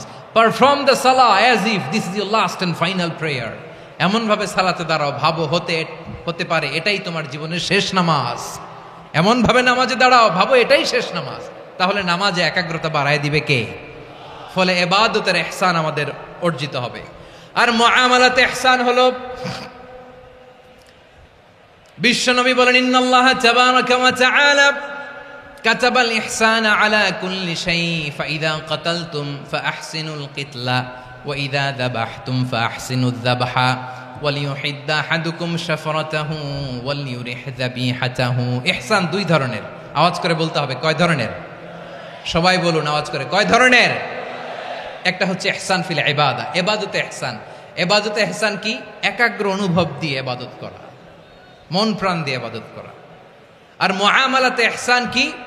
সব কাজে, দৈনন্দিন কাজে, কর্মে, সামাজিক অ্যাক্টিভিটিতে কোমলতা প্রদর্শন করা, অনুগ্রহের সাথে সবকিছু করা। আল্লাহ তাআলা ইন্নাল্লাহা তাবারাকা ওয়া তাআলা কাতাবাল ইহসানা আলা কুল্লি শাই, তিনি সব কিছুর ব্যাপারে ইহসানকে আবশ্যক করেছেন। সবকিছুতে মুমিনের সব কাজে ইহসানের পরশ থাকবে। ওয়া ইযা কাতালতুম ফাহসিনুল কিতলা, বিশ্বনবী বলেন তুমি যখন কাউকে হত্যা করো ইহসানের সাথে করো। সুবহানাল্লাহ পড়বেন না? যখন হত্যা করো তখনও ইহসানের সাথে। আচ্ছা হত্যা করবো আবার ইহসান আসবে করতে করে, তো মেরেই ফেলবো আমি। আল্লাহ, ও ভাই একজন খুন করেছে, খুনি, রাষ্ট্রীয় আইনে তার শাস্তি হয়েছে ডেথ পেনাল্টি, মৃত্যুদণ্ড। এখন মৃত্যুদণ্ড দেখে আপনি যেমনে মন চায় তেমনে মারবেন লোকটারে? ওর নাক কেটে ফেলতে পারবেন? ওর কান কাটতে পারবেন? ওর চোখ উপড়ে ফেলতে পারবেন আপনি? যেমন মন চায় তার অঙ্গহানি করা যাবে না। ইহসানের সাথে তাকে হত্যা করো। সুবহানাল্লাহ, this is Islam, this is the true essence of Islam. ওয়া ইযা যাবাহতুম ফাহসিনুয যাবহা, যখন জবাই করবে তখনও ইহসানের সাথে জবাই করো। করব জবাই, ওইখানেও নাকি ইহসান। আচ্ছা কুরবানির দিন আমরা পশুগুলোরে কি করি বলেন সবাই আওয়াজ করে? জবাই। জবাই মানে তো এটার মেরেই ফেলতেছি, একটু পরে তো টুকরো টুকরো করে গোশতগুলো খাবো, এটা তো খাবো, এটা তো মেরেই ফেলবে। বিষ্ণু বলে না, জবাইয়ের মধ্যেও মুমিনের জবের ভেতরেও ইহসানের পরশ থাকা চাই। যখন জবাই করবে প্রাণীটাকে হাত পা টাইট করে বেঁধে নাও, ছুরিটাকে শার্পেন করে নাও, ধারালো করে নাও, যাতে অল্প সময়ে জবাইটা হয়ে যায়, প্রাণীটা যাতে কম কষ্ট পায়। সুবহানাল্লাহ পড়ে। দিস ইজ কল্ড ইহসান। ইহসান আল্লাহ তাআলা যেমনি আদলের আদেশ করেছেন, ন্যায় বিচার, জাস্টিস এনশিওর করতে বলেছেন, সমাজে ইহসানের ব্যবহার, ইহসানের অনুশীলন তিনি করতে বলেছেন। এজন্য মুমিনের প্রতিটি কাজে, আমার চট্টগ্রামের ভাইয়েরা আমার দিকে তাকান, খেয়াল করে শুনুন, মুমিন জীবনের প্রতিটি কাজে ইহসানের পরশ থাকা চাই।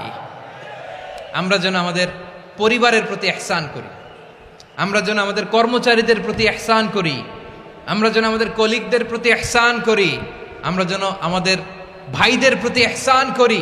মুমিন জীবনের প্রতি কাজে ইহসানের পরশ থাকার দরকার আছে না নাই? কথা বুঝতে পেরেছেন? তাহলে আল্লাহ তাআলার তিনটা আদেশ ছিল, কয়টা গেল? ভুলে গেছে, ভুলে গেছে চট্টগ্রাম। তিনটা আদেশের মধ্যে কয়টা বললাম? প্রথমে কি ছিল? আদল। 2 নম্বরে, 3 নম্বরে রব্বুল আলামিন বললেন ওয়া ইতা ইদিল কুরবা, নিকটাত্মীয়দেরকে দান করো। নিকট আত্মীয়দেরকে দাও, যারা তোমাদের ব্লাড কানেকশনের আত্মীয় তাদেরকে তোমরা দাও। এখানে জেনারেলি বললেন দাও, কি দিব সেটা তিনি এখানে বলেন নাই, সেটা তিনি সূরাতুল ইসরার মধ্যে বলেছেন। আল্লাহ বলেন ওয়া আতিদাল কুরবা হাক্কাহ, নিকট আত্মীয়দেরকে তাদের অধিকার, তাদের প্রাপ্য তোমরা বুঝিয়ে দাও। দেখেন, একটা শান্তির সমাজ, একটা সমৃদ্ধ সমাজ, একটা মানবিক সমাজ গঠনের জন্য আল্লাহ তাআলা বেশি না, মাত্র 3টা অর্ডার, 3টা ভার্ডিক্ট তিনি জারি করেছেন। 1 নাম্বার সুশাসন, ন্যায় বিচার। 2 নাম্বার ইহসান। 3 নাম্বার নিকটাত্মীয়, যারা কাছের, তোমার ভেরি ক্লোজ রিলেশনশিপে আছে, তাদেরকে দাও। দাও, দিলে বাড়িয়ে দেয় কে? অনেকে দিতে চায় না, কৃপণতা করে। দিলে বাড়ায় দেয় কে? ও মিয়া, মদিনার মধ্যে সবচাইতে গরিব সাহাবী ছিল বেলাল রাদিয়াল্লাহু তাআলা আনহু। ওনার এন্টায়ার অ্যাসেট, সম্পদের পরিমাণ কতদূর জানেন? একটা লুঙ্গি। বেলাল রাদিয়াল্লাহু তাআলা আনহু, ওনার টোটাল ওয়েলথের এস্টিমেশন হচ্ছে মাত্র একটা লুঙ্গি। একটা লুঙ্গি, টোটাল ওয়েলথ এস্টিমেশন, টোটাল সম্পদের পরিমাণ বেলাল রাদিয়াল্লাহু তাআলা আনহুর কি ছিল? কথা বোঝে নাই বোধহয়। কি ছিল? ওই বেলাল রাদিয়াল্লাহু তাআলা আনহুকে বিষ্ণু ইসলাম বলেছেন, আনফিক ইয়া বেলাল, ও বেলাল তুমিও দাও। ওয়ালা তাখশা মিন যিল আরশি ইখলালা, আরশের অধিপতির তো কোনো ঘাটতি নাই, তুমি দিলে ওই আল্লাহ তোমারে বাড়ায় দিবে। এজন্য আমার প্রিয় ভাইয়েরা, দিলে কমে না, দিলে বাড়ে। অনেকে ধরে রাখে, নতুন কিছু নিতে পারে না, হাত দিয়ে যেটা ধরে রেখেছেন এটা দিয়ে দেন, বড় একটা ধরার সুযোগ পাবেন। জোরে বলেন ঠিক কিনা? ধরেন 5 কেজি ওজনের একটা ধরে রাখছেন, এখন 10, এটা না ছাড়লে 10 কেজি ধরতে পারবেন আপনি? আচ্ছা, 10 কেজির জিনিস একটা আছে হাতে, ওইটা যদি ছেড়ে দেন তাইলেই না 15 কেজি ধরতে পারবেন। কথা বলেন ঠিক কিনা? তাহলে দিলে বাড়িয়ে দেয় কে? রব্বুল আলামিন বললেন 3 নাম্বার আদেশ হলো তোমাদের প্রতি সমাজটারে কেমন করে মানবিক সমাজ, সুন্দর সমাজ গড়বা। 3 নাম্বার আদেশ হলো ওয়া আতিদাল কুরবা হাক্কা, নিকটাত্মীয়দেরকে তাদের প্রাপ্য বুঝিয়ে দাও। এই নিকটাত্মীয়দেরকে তাদের অধিকার বুঝিয়ে দেওয়া, প্রাপ্য বুঝিয়ে দেওয়াতে আমাদের গাফলতি আছে না নাই? চট্টগ্রামে নাই? মাশাআল্লাহ আছে, আছে। অনেকে দেখবেন অনেক আল্লাহওয়ালা, তাহাজ্জুদ গুজার, সেজদা দিতে দিতে কপালে কালো দাগ ফেলে দিছে, সে তার বোনের হকটা আদায় করে নাই। আছে না নাই? হ্যাঁ, এখানেও আছে। সর্বনাশ। অনেক বড় হাজী সাহেব, বিশাল লম্বা দাড়ি, ছেলেরে সব দিয়ে দিছে, মেয়েরে কিছু দেয় নাই, মেয়ের হক আদায় করে নাই। আছে না নাই?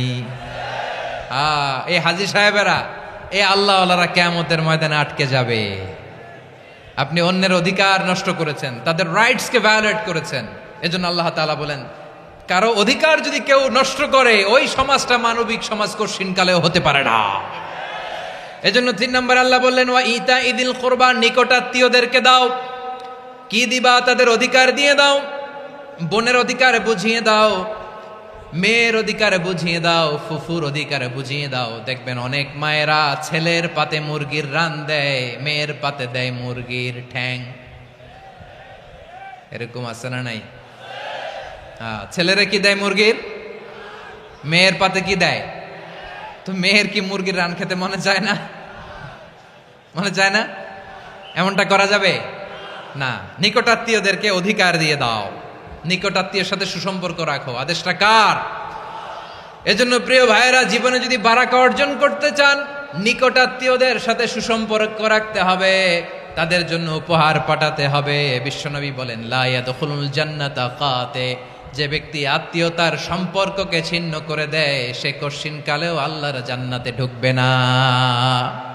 আপনি কি এটারে সহজ হাদিস মনে করছেন? এটা সহজ কথা? আপনি ভাবছেন আপনার নামাজ আপনারে বাঁচাতে পারবে, আপনার রোজা বাঁচাতে পারবে, আপনার তাহাজ্জুদ আপনারে বাঁচাতে পারবে? আপনি অধিকার নষ্ট করলে কিছুই আপনারে বাঁচাতে পারবে না। এজন্য নিকট আত্মীয়দেরকে দিতে হবে বেশি বেশি। বিশ্বনবী বলেন ইন্না সাদাকাতা আলাল মিসকিনি সাদাকা ওয়া আলা যির রাহিমি ইসনাতান সাদাকাতুন ওয়া সিলা। মিসকিনরে দান করলে শুধু দানের সওয়াব হয়, নিকট আত্মীয়কে দান করলে 2টার সওয়াব হয়, সাদাকার সওয়াব হয়, আবার আত্মীয়তার বন্ধন অটুট রাখার সওয়াব হয়ে যায়। আবার বিশ্বনবী বললেন মান সাররাহু আইয়ুবসাতা লাহু ফি রিজকিহি ওয়া ইউনসালাহু ফি আসারিহি ফালইয়াসিল রাহিমা। যে ব্যক্তি তার রিজিকের প্রশস্ততা চায় আর হায়াতে বরকত চায়, সে যেন তার আত্মীয়ের সাথে সুসম্পর্ক রাখে। আমার প্রিয় চট্টলার ভাইয়েরা, আমাদের রিজিকে আমাদের রিজিক বাড়ুক, এটা আমরা চাই কি চাই না? সবাই চান? হ্যাঁ, আমাদের রিজিকে প্রশস্ততা আসুক, চাই কি চাই না? আমাদের হায়াতে বরকত আসুক, আমরা চাই কি চাই না? এই দুইটা যদি চান তাহলে নিকটাত্মীয়দের সাথে সুসম্পর্ক রাখবেন, পারবেন? তাহলে সমাজটারে মানবিক সমাজ বানায় দিবে কে? তিনটা আদেশ চলে গেল। কয়টা? আওয়াজ করে বলেন। 1 নম্বরে কি ছিল? 2 নম্বরে, 3 নম্বরে নিকটাত্মীয়দেরকে দান। আপনাদেরকে আরো শোনার আগ্রহ আছে? আপনাদের মনোযোগ আছে না গেছে? কষ্ট হচ্ছে না? মাশাআল্লাহ, মাশাআল্লাহ। তাকবীর পড়ুন, লিল্লাহে তাকবীর।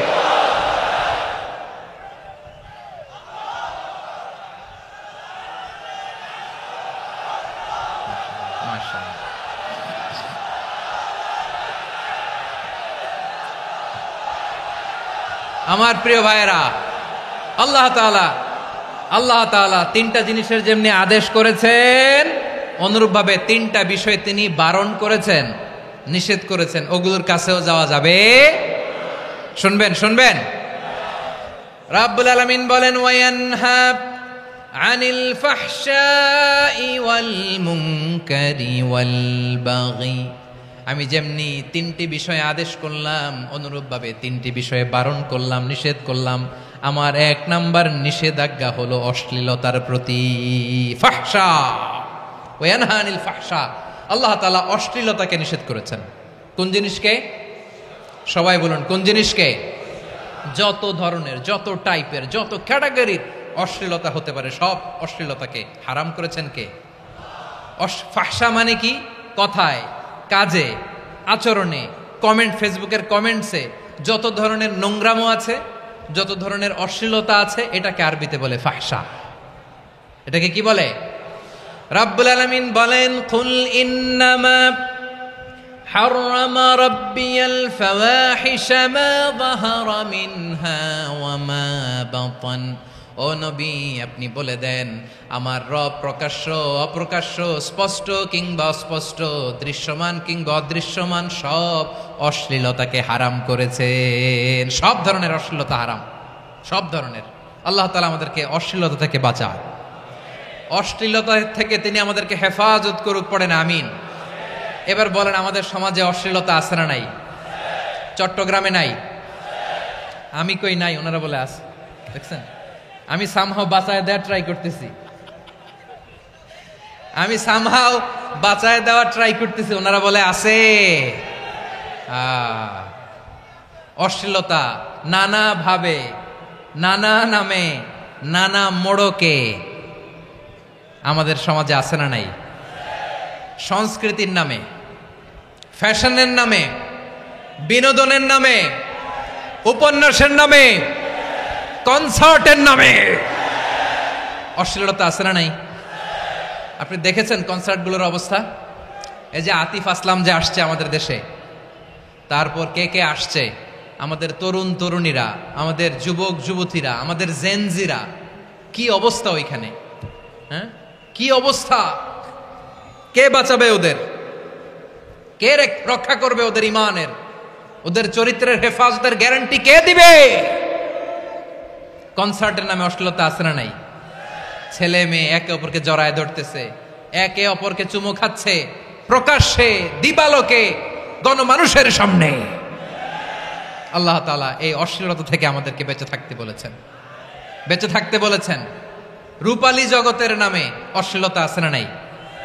এই টার্মটা আপনারা জানেন না? রূপালী জগৎ কি জগৎ? আসলে কি রূপালী জগৎ না অন্ধকার জগৎ? আমার বোনেরা, আপনাদেরকে যে কি বলে তারা বুঝায়, রূপালী জগৎ শুনেই আপনি ভরকে যাবেন না। রূপালী জগতে যে নারী যত বেশি উলঙ্গ, সে নাকি তত বেশি সাহসী। জানেন, বলে এটা একটা সাহসী নারী, খুব সাহসী পদক্ষেপ তার। যত বেশি শরীর থেকে কাপড় নামাতে পারবে, যত বেশি বস্ত্রহীন হয়ে নিজেকে প্রেজেন্ট করতে পারবে, সে নাকি তত বেশি সাহসী। আমার চট্টলার ভাইয়েরা, শয়তানের প্রথমে এজেন্ডা ছিল বনি আদমকে বস্ত্রহীন করা। সে আদম এবং হাওয়া আলাইহিস সালামকে নিষিদ্ধ গাছের ফল খাইয়ে তাদেরকে বস্ত্রহীন করেছে। এই জামিনেও সে আমাদেরকে বস্ত্রহীন করতে চাইবে। এই রূপালী জগতের নামে তারা এটা করে। আমার প্রিয় বোনেরা, আপনি জানেন না আপনার দাম কত। ওরা আপনাদেরকে বিজ্ঞাপনের সস্তা পণ্য বানাতে চায়। ওরা আপনাদেরকে ওদের ভোগের লিপসার টুলস বানাতে চায়। ওরা আপনাদেরকে দিয়ে ওদের খায়েশ পূরণ করতে চায়। এটা আপনাদের জন্য মোটেও ডিগনিটি নয়, এটা আপনাদের জন্য সম্মান নয়। আপনার সম্মান শালীনতায়, আপনার সম্মান হেজাবে, আপনার সম্মান ভদ্রতায়, আপনার সম্মান আপনার ডিসেন্ট পোশাকে। পোশাক বলে দেয় এই নারীটা ভদ্র না অভদ্র। পোশাক বলে দেয় এই মেয়েটা কোন ঘরের মেয়ে। আওয়াজ করে বলেন ঠিক কিনা? আপনি জানেন না আপনার এই সস্তা পণ্য বানায়, ভোগের পণ্য, বিলবোর্ডে আপনাকে উলঙ্গ করে উপস্থাপন করে। এই অশ্লীলতার সাথে ইসলামের কোনো সম্পর্ক। এজন্য আল্লাহ বলেন আমি অশ্লীলতাকে হারাম করেছি। অশ্লীলতাকে হারাম করার প্রথম কারণ হলো এর মাধ্যমে মানবতাকে অপমানিত করা হয়। কারণ মানুষের সম্মান মানুষের পোশাকে। মানুষ যখন পোশাকহীন হয়ে যায়, বস্ত্রহীন হয়ে যায়, তার সম্মান কমে যায়, ঠিক কিনা? অশ্লীলতাকে হারাম করার প্রথম কারণ হচ্ছে মানুষ মানুষকে অপমান করে। একটা নারী, সে তো সম্মানিত, নারী যে কত সম্মানিত নারীর এটা বুঝেই নাই। বিশ্বনবী বলেন আর দুনিয়া কুল্লুহা মাতা ওয়া খায়রু মাতা'আদ দুনিয়া আল মারআতুস সালিহা। আমার বোনেরা, 5টা প্যান্ডেলে আপনারা এলইডিতে আমার আলোচনা শুনছেন, আমি জানি। আপনাদের এই গর্ভ যে কত দামি আপনি জানেন না। আপনার পেট থেকেই আসবে আগামী দিনের সালাহুদ্দিন আল আইয়ুবী।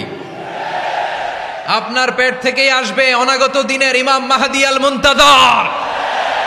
আপনার পেট থেকেই আসবে অনাগত দিনের ফয়সাল, ওয়াসিম, মুগ্ধ, আবু সাইদের মতো বীর যোদ্ধা।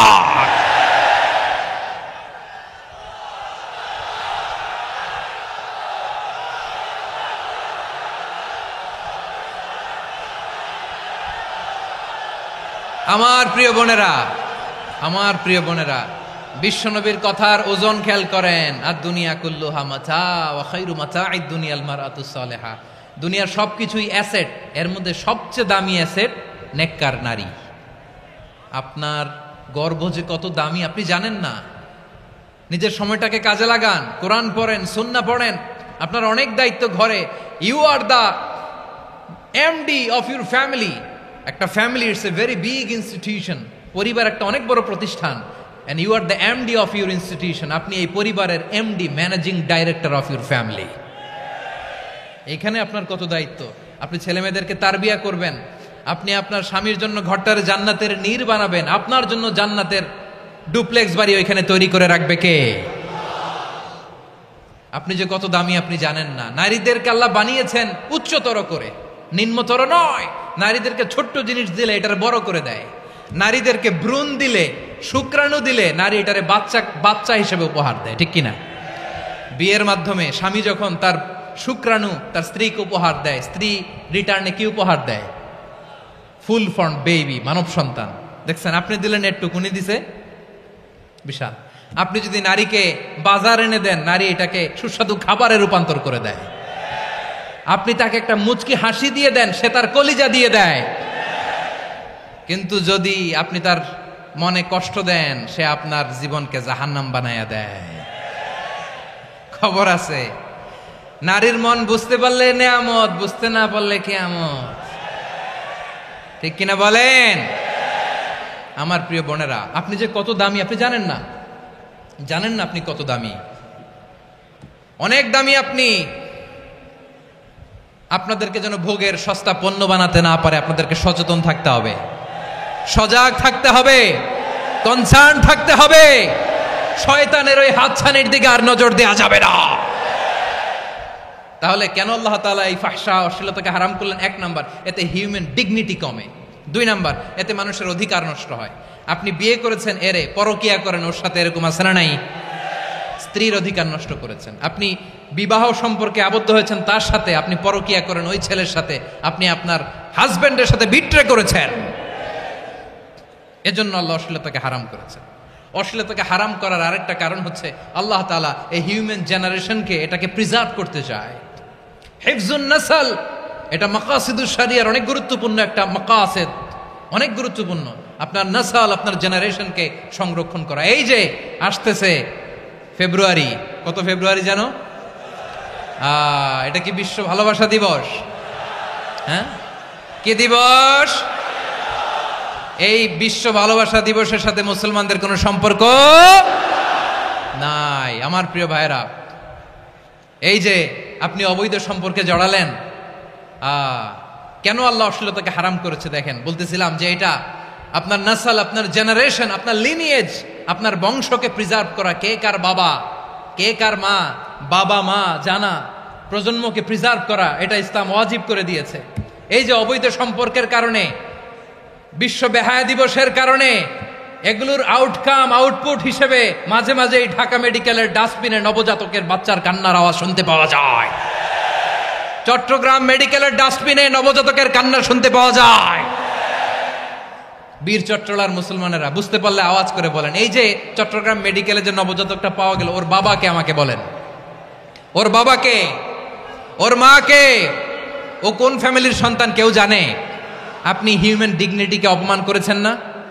আপনি তার ভবিষ্যৎকে অন্ধকার করেছেন না? আপনি তার লিনিয়েজকে প্রশ্নবিদ্ধ করে দিয়েছেন না? এই জন্য আল্লাহ তাআলা অশ্লীলতাকে আমাদের জন্য হারাম করে দিয়েছেন। পড়েন সুবহানাল্লাহ। এই জন্য রাব্বুল আলামিন বলেন, কুল ইন্নামা হাররামা রাব্বিয়াল ফাওয়াহিশা মা যাহারা মিনহা ওয়া মা বাতান। প্রকাশ্য অপ্রকাশ্য সব অশ্লীলতাকে হারাম ঘোষণা করে দিয়েছে কে? আবার দুনিয়ার বুকে যারা অশ্লীলতার প্রসার করে তাদের জন্য শাস্তি মজুদ রেখেছে কে? রব্বুল আলামিন বলেন, ইন্নাল্লাযীনা ইউহিব্বুনা আন তাশিআল ফাহিশাতু ফিল্লাযীনা আমানু লাহুম আযাবুন আলীমুন ফিদ দুনিয়া ওয়াল আখিরাতি ওয়াল্লাহু ইয়ালামু ওয়া আনতুম লা তা'লামুন। নিশ্চয়ই যারা বিশ্বাসীদের মাঝে অশ্লীলতার প্রচার প্রসার করতে চায় তাদের জন্য আমি মর্মন্তুদ শাস্তি প্রস্তুত করে রেখেছি, দুনিয়াতেও রেখেছি, আখিরাতেও রেখেছি। ঘোষণাটা কার? যারা এই নাটকের নামে, সিনেমার নামে, রূপালী জগতের নামে, মুভির নামে, ওটিটি প্ল্যাটফর্মের নামে আমার সমাজে অশ্লীলতা ছড়াতে চায় তাদের জন্য কঠিন মর্মন্তুদ শাস্তি মজুদ রেখে দিয়েছে কে? ও আমার বোনেরা, এখনো আপনি জাগবেন না? এখনো আপনার চিন্তার দুয়ারে এখনো নাড়া পড়ে নাই?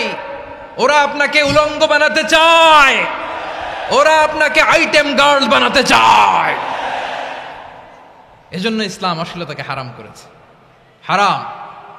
ইসলাম বলেছে যোজন যোজন দূরে থাকো, ওরা বলে না কাছে আসো, কাছে আসার গল্প, ক্লোজ আপ ওয়ান, কাছে আসার গল্প আছে না নাই? চট্টগ্রামে তো এগুলো নাই মাশাআল্লাহ। হ্যাঁ, এখানেও আছে ক্লোজ আপ ওয়ান, কাছে আসার গল্প। আল্লাহ বলেন ওয়ালা তাকরাবুজ জিনা, কাছেও এসো না, জিনা থেকে যোজন যোজন কিলো দূরে থাকো, ওরা বলে কাছে আসার গল্প। আমার বীর চট্টলার ভাইয়েরা, কাছে আসতে হলে আমরা কোরআনের কাছে আসব, কাছে আসতে হলে নবীর কাছে আসব, কাছে আসার গল্প হবে আমার রবের কাছে আসার গল্প। চিল্লায় বলো ঠিক কিনা?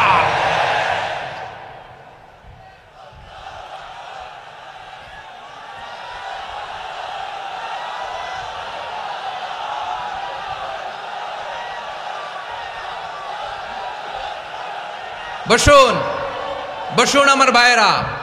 তাহলে অশ্লীলতার সাথে আমাদের কোনো সম্পর্ক? সবাই বলতে পারেননি, আওয়াজ করে বলুন, অশ্লীলতার সাথে আমাদের কোনো সম্পর্ক? আমরা এই সমস্ত ক্লোজ আপ ওয়ান, কাছে আসার গল্পের প্রোগ্রামে যাব? আমরা কোন ধরনের অশ্লীল কন্টেন্ট সোশ্যাল মিডিয়ায়, টিভিতে দেখব? কি যুগ যে আমরা কাটাচ্ছি আপনি কল্পনা করতে পারবেন না। পর্ন ইন্ডাস্ট্রি, নারী পুরুষের বস্ত্রহীন যুগল দৃশ্য, এটাকে দিয়ে ওরা কোটি ডলারের ইন্ডাস্ট্রি বানিয়েছে। পুরো মানব ইতিহাসে এরকম জঘন্য সময় মানব ইতিহাস পার করে নাই। পর্ন এটা ইন্ডাস্ট্রি হয়ে গেছে। আমাদের এই যুবকগুলো, জেনজিগুলো, ওদের চরিত্র বাঁচাবে কি করে? কেমন করে হেফাজত করবে ওদের এই মূল্যবান চরিত্র? আমার প্রিয় ভাইয়েরা, এই অশ্লীলতার দ্য লেটেস্ট ভার্সন হচ্ছে LGBTQ, শরীফ থেকে শরীফা। শুনছেন আপনারা? দেখতে পুরুষ, আসলেই পুরুষ, সুস্থ একজন পুরুষ, 4 সন্তানের বাবা, বলে আমি মনে মনে নারী। দেখতে নারী, সুস্থ নারী, আসলেই সে দিব্যি একজন নারী, বলে আমি মনে মনে পুরুষ। সবচেয়ে ভয়ঙ্কর অশ্লীলতার সবচাইতে লেটেস্ট ভার্সন হচ্ছে এই ট্রান্সজেন্ডারিজম। সুস্থ পুরুষ তার বায়োলজিক্যাল গ্রোথকে হরমোন দিয়ে স্টপ করে দিয়ে সে সার্জারি করে নারী হতে চায়, সুস্থ নারী পুরুষ হতে চায়। পুরুষ পুরুষের প্রতি সেক্সুয়ালি আকর্ষণ বোধ করে, এটা লূত আলাইহিস সালামের কওমের মধ্যে ছিল। এটাকেও আল্লাহ কোরআনে ফাহিশা বলেছেন। ওয়ালুতান ইয ক্বালা লিকাওমিহি আতাতুনাল ফাহিশাতা মা সাবাকাকুম বিহা মিন আহাদিম মিনাল আলামিন। লূত আলাইহিস সালাম বললেন, তোমরা কি এমন এক অশ্লীল কার্যক্রমে ডুব দিলে নাকি যেটা গোটা বিশ্বের কেউ কখনো করে নাই, তোমরাই প্রথম করেছো। পড়েন নাউযুবিল্লাহ। এই পশ্চিমের এই রোগ আমার দেশে যেন আসতে না পারে, আমাদের সজাগ থাকতে হবে। প্রিয় ভাইরা, চিল্লায় বলেন ঠিক কি না? পশ্চিমের অবস্থা ভয়ঙ্কর। পাশ্চাত্যে আমি যুক্তরাষ্ট্রে ছিলাম অনেকদিন, কয়েক মাস, বিভিন্ন স্টেটে ঘুরেছি। গার্ডিয়ানরা উদ্বিগ্ন, ছেলে মেয়েদেরকে, ছোট্ট ছেলে মেয়ে, ওদেরকে জিজ্ঞেস করে, তুমি how do you feel right now inside yourself? তুমি ভিতরে ভিতরে কেমন ফিল করো? তোমার কি ছেলে ছেলে লাগে না মেয়ে মেয়ে লাগে? আচ্ছা বলেন, এই ছোট্ট বাচ্চাটাও কি এগুলো জেন্ডার অ্যাসাইনমেন্ট বলতে এগুলো কিছু বুঝে? এইভাবে মিসগাইড করা হচ্ছে। কৌতূহল বশত ছোট্ট ছেলে যদি বলে আমার তো মেয়ে মেয়ে লাগে, তখন বলে যে না তুমি মেয়ে, ছেলে না। মা বাবা বাধা দিলে ওকে আলাদা গভর্নমেন্ট হাউসে নিয়ে যায়। ভয়ঙ্করতম অবস্থা। আমরা একটা সময় শুনতাম যে হুজুর আমার ছেলেটা খুব ভালো, হাফেজে কোরআন, আল্লাহওয়ালা। হুজুর আমার ছেলে দাড়ি রাখছে, আল্লাহওয়ালা। হুজুর আমার ছেলে 5 ওয়াক্ত সালাত জামাতের সাথে পড়ে, তার মানে আল্লাহওয়ালা। পশ্চিমে যে আমি কি শুনছি জানেন? ওরা বলে হুজুর আমার ছেলেটা ইউনিভার্সিটির একটা মেয়ের সাথে প্রেম করে, ও খুব আল্লাহওয়ালা, হুজুর দোয়া করবেন। এর কারণ ওদের কাছে আল্লাহওয়ালার ক্রাইটেরিয়া হচ্ছে হুজুর আমার ছেলেটা আরেক ছেলের পছন্দ করে নাই, আমার মেয়েটা আরেক মেয়েকে ভালোবাসে নাই, এজন্য আমার ছেলেটা আল্লাহওয়ালা, হুজুর ওর জন্য একটু দোয়া করে দিয়েন। কি চ্যালেঞ্জ ওরা ফেস করতেছে। ওনার ছেলে যে আরেক ছেলেরে বিয়ে করবে না, এটাতেই উনি খুশি যে আলহামদুলিল্লাহ আমার ছেলেটা একটা মেয়েরে ভালোবাসে, আমার মেয়েটা একটা ছেলেরে ভালোবাসে, মানে এটা খুব আল্লাহওয়ালা। নাউজুবিল্লাহ পড়তে পারলেন না? এজন্য অশ্লীলতার সাথে আমাদের কোনো সম্পর্ক। রব্বুল আলামিন বলেন ওয়ায়ানহা আনিল ফাহশাই ওয়াল মুনকারি ওয়াল বাগি। 3টা জিনিসকে আমি নিষিদ্ধ করলাম। 1 নাম্বার হলো ফাহশা, অশ্লীলতা। 2 নম্বরে হলো মুনকারের সমস্ত মন্দ কাজ। আপনাদের মনোযোগ আছে না? শেষ করে দিব? আর 2-1 মিনিট শুনবেন? আচ্ছা বলি তাহলে, আর 2-1 মিনিট। তাহলে নিষেধাজ্ঞা জারি করেছেন 3টা জিনিসের উপর। 1 নাম্বার কি? ফাহশা, অশ্লীলতা। 2 নাম্বার মুনকার। মুনকার মানে হচ্ছে যত মন্দ কাজ, খারাপ কাজ, বাজে কাজ, এটার বলে মুনকার। এটার কি বলে? আপনারা পড়ছেন না তা'মুরুনা বিল মা'রুফি ওয়া তানহাউনা আনিল মুনকার। ভালো কাজের আদেশ, সৎ কাজের আদেশ, অসৎ কাজের নিষেধ। মুনকার, মুনকার হচ্ছে মানুষের স্বাভাবিক বিবেকবোধ যেটাকে খারাপ বলে, ওইটাই মুনকার। পৃথিবীর সব আসমানি গ্রন্থ যেটাকে খারাপ বলেছে, মানুষের স্বাভাবিক বিবেকবোধ যেটাকে খারাপ বলেছে, এগুলো সব মুনকার। যেমন ইফটিজিং, এটা কি ভালো না খারাপ? মজুদদারি, খাদ্যে ভেজাল দেওয়া, ওজনে কম দেওয়া, মাছে ফরমালিন মিশানো, চাঁদাবাজি, টেন্ডারবাজি, দখলবাজি, এগুলো আমাদের স্বাভাবিক বিবেকেই বলে এগুলো খারাপ, এগুলো হচ্ছে মুনকার। আল্লাহ তাআলা এই মুনকার থেকে আমাদেরকে বেঁচে থাকতে বলেন, আর শয়তান এই মুনকারের প্রতি আমাদেরকে উদ্বুদ্ধ করে। আল্লাহ তাআলা বললেন ইয়া আইয়ুহাল্লাযীনা আমানু লা তাত্তাবিউ খুতুওয়াতিশ শাইতান ومن يتبع خطوات الشيطان فإنه ইয়া'মুরু বিল ফাহশাই ওয়াল মুনকার। আল্লাহ বললেন, ও আমার গোলামেরা শোনো শোনো, ও আমার বিশ্বাসী বান্দারা খবরদার, তোমরা কশিনকালেও শয়তানের পদাঙ্ক অনুসরণ করবে না, কারণ শয়তান তোমাদেরকে অশ্লীলতা এবং মন্দ কাজের দিকে উদ্বুদ্ধ করে। আমাদের কাজ হচ্ছে শয়তান আমাদেরকে যেদিকে নিতে চায় আমরা তার উল্টা দিকে যাব, ঠিক কিনা বলেন? শয়তান এই মন্দ কাজকে আমাদের কাছে বিউটিফাই করে চাকচিক্যময় করে আমাদের সামনে উপস্থাপন করে। এজন্য আল্লাহ বলেন মুনকারকে থামাতে হবে, মুনকার প্রতিরোধ করতে হবে। মুনকার প্রতিরোধের দায়িত্ব শুধু আমাদের নাকি? শুধু আপনার খতিব সাহেবের, ইমাম সাহেবের, নাকি মুসলিম উম্মার সবার? আওয়াজ করে বলুন, মুনকার অসৎ কাজ প্রতিরোধের দায়িত্ব কার? রাব্বুল আলামিন বলেন, কুনতুম খায়রা উম্মাতিন উখরিজাত লিন-নাসি তা'মুরুনা বিল মা'রুফি ওয়া তানহাউনা আনিল মুনকার। তোমাদেরকে শ্রেষ্ঠ জাতি করে জমিনের মধ্যে আবির্ভূত করা হয়েছে, যাতে করে তোমরা জমিনের ভেতরে সৎ কাজের আদেশ করতে পারো আর অসৎ কাজের নিষেধ করতে পারো। উম্মাহ কুনতুম খায়রা, তাহলে গোটা উম্মার দায়িত্ব, এটা বুঝতে পারছেন তো? আচ্ছা, আরো নিচে আসেন।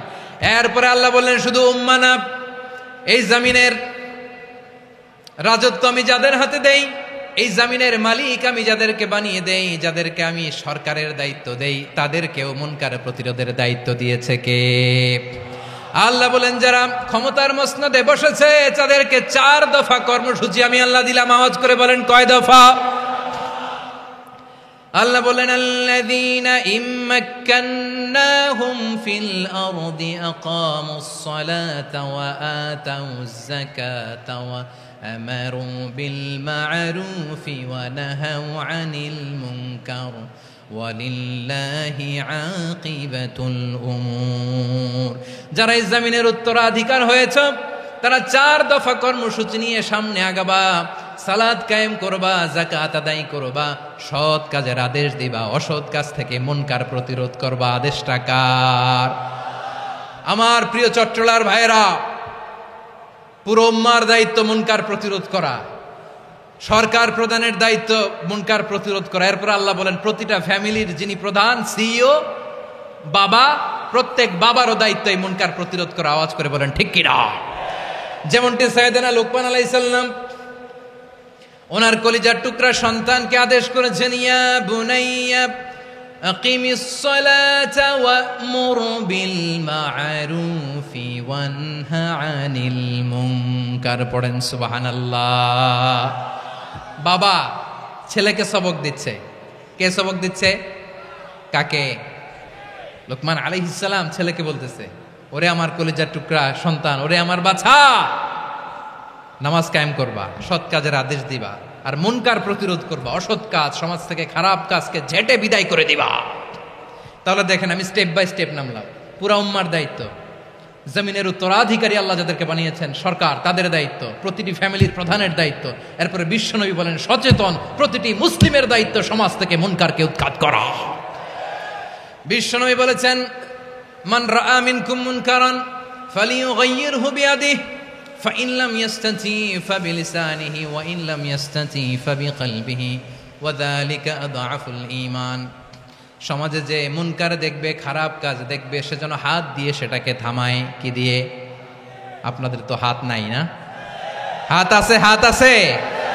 ওরা যেই হাত দিয়ে অন্যায় করে ওইটা প্রতিরোধের জন্য আমাদেরও হাত আছে না নাই? থামাতে হবে, থামাতে হবে।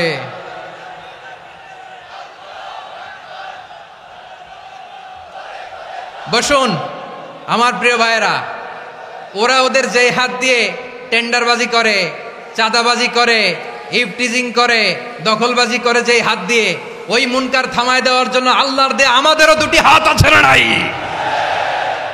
আমাদেরও হাত আছে।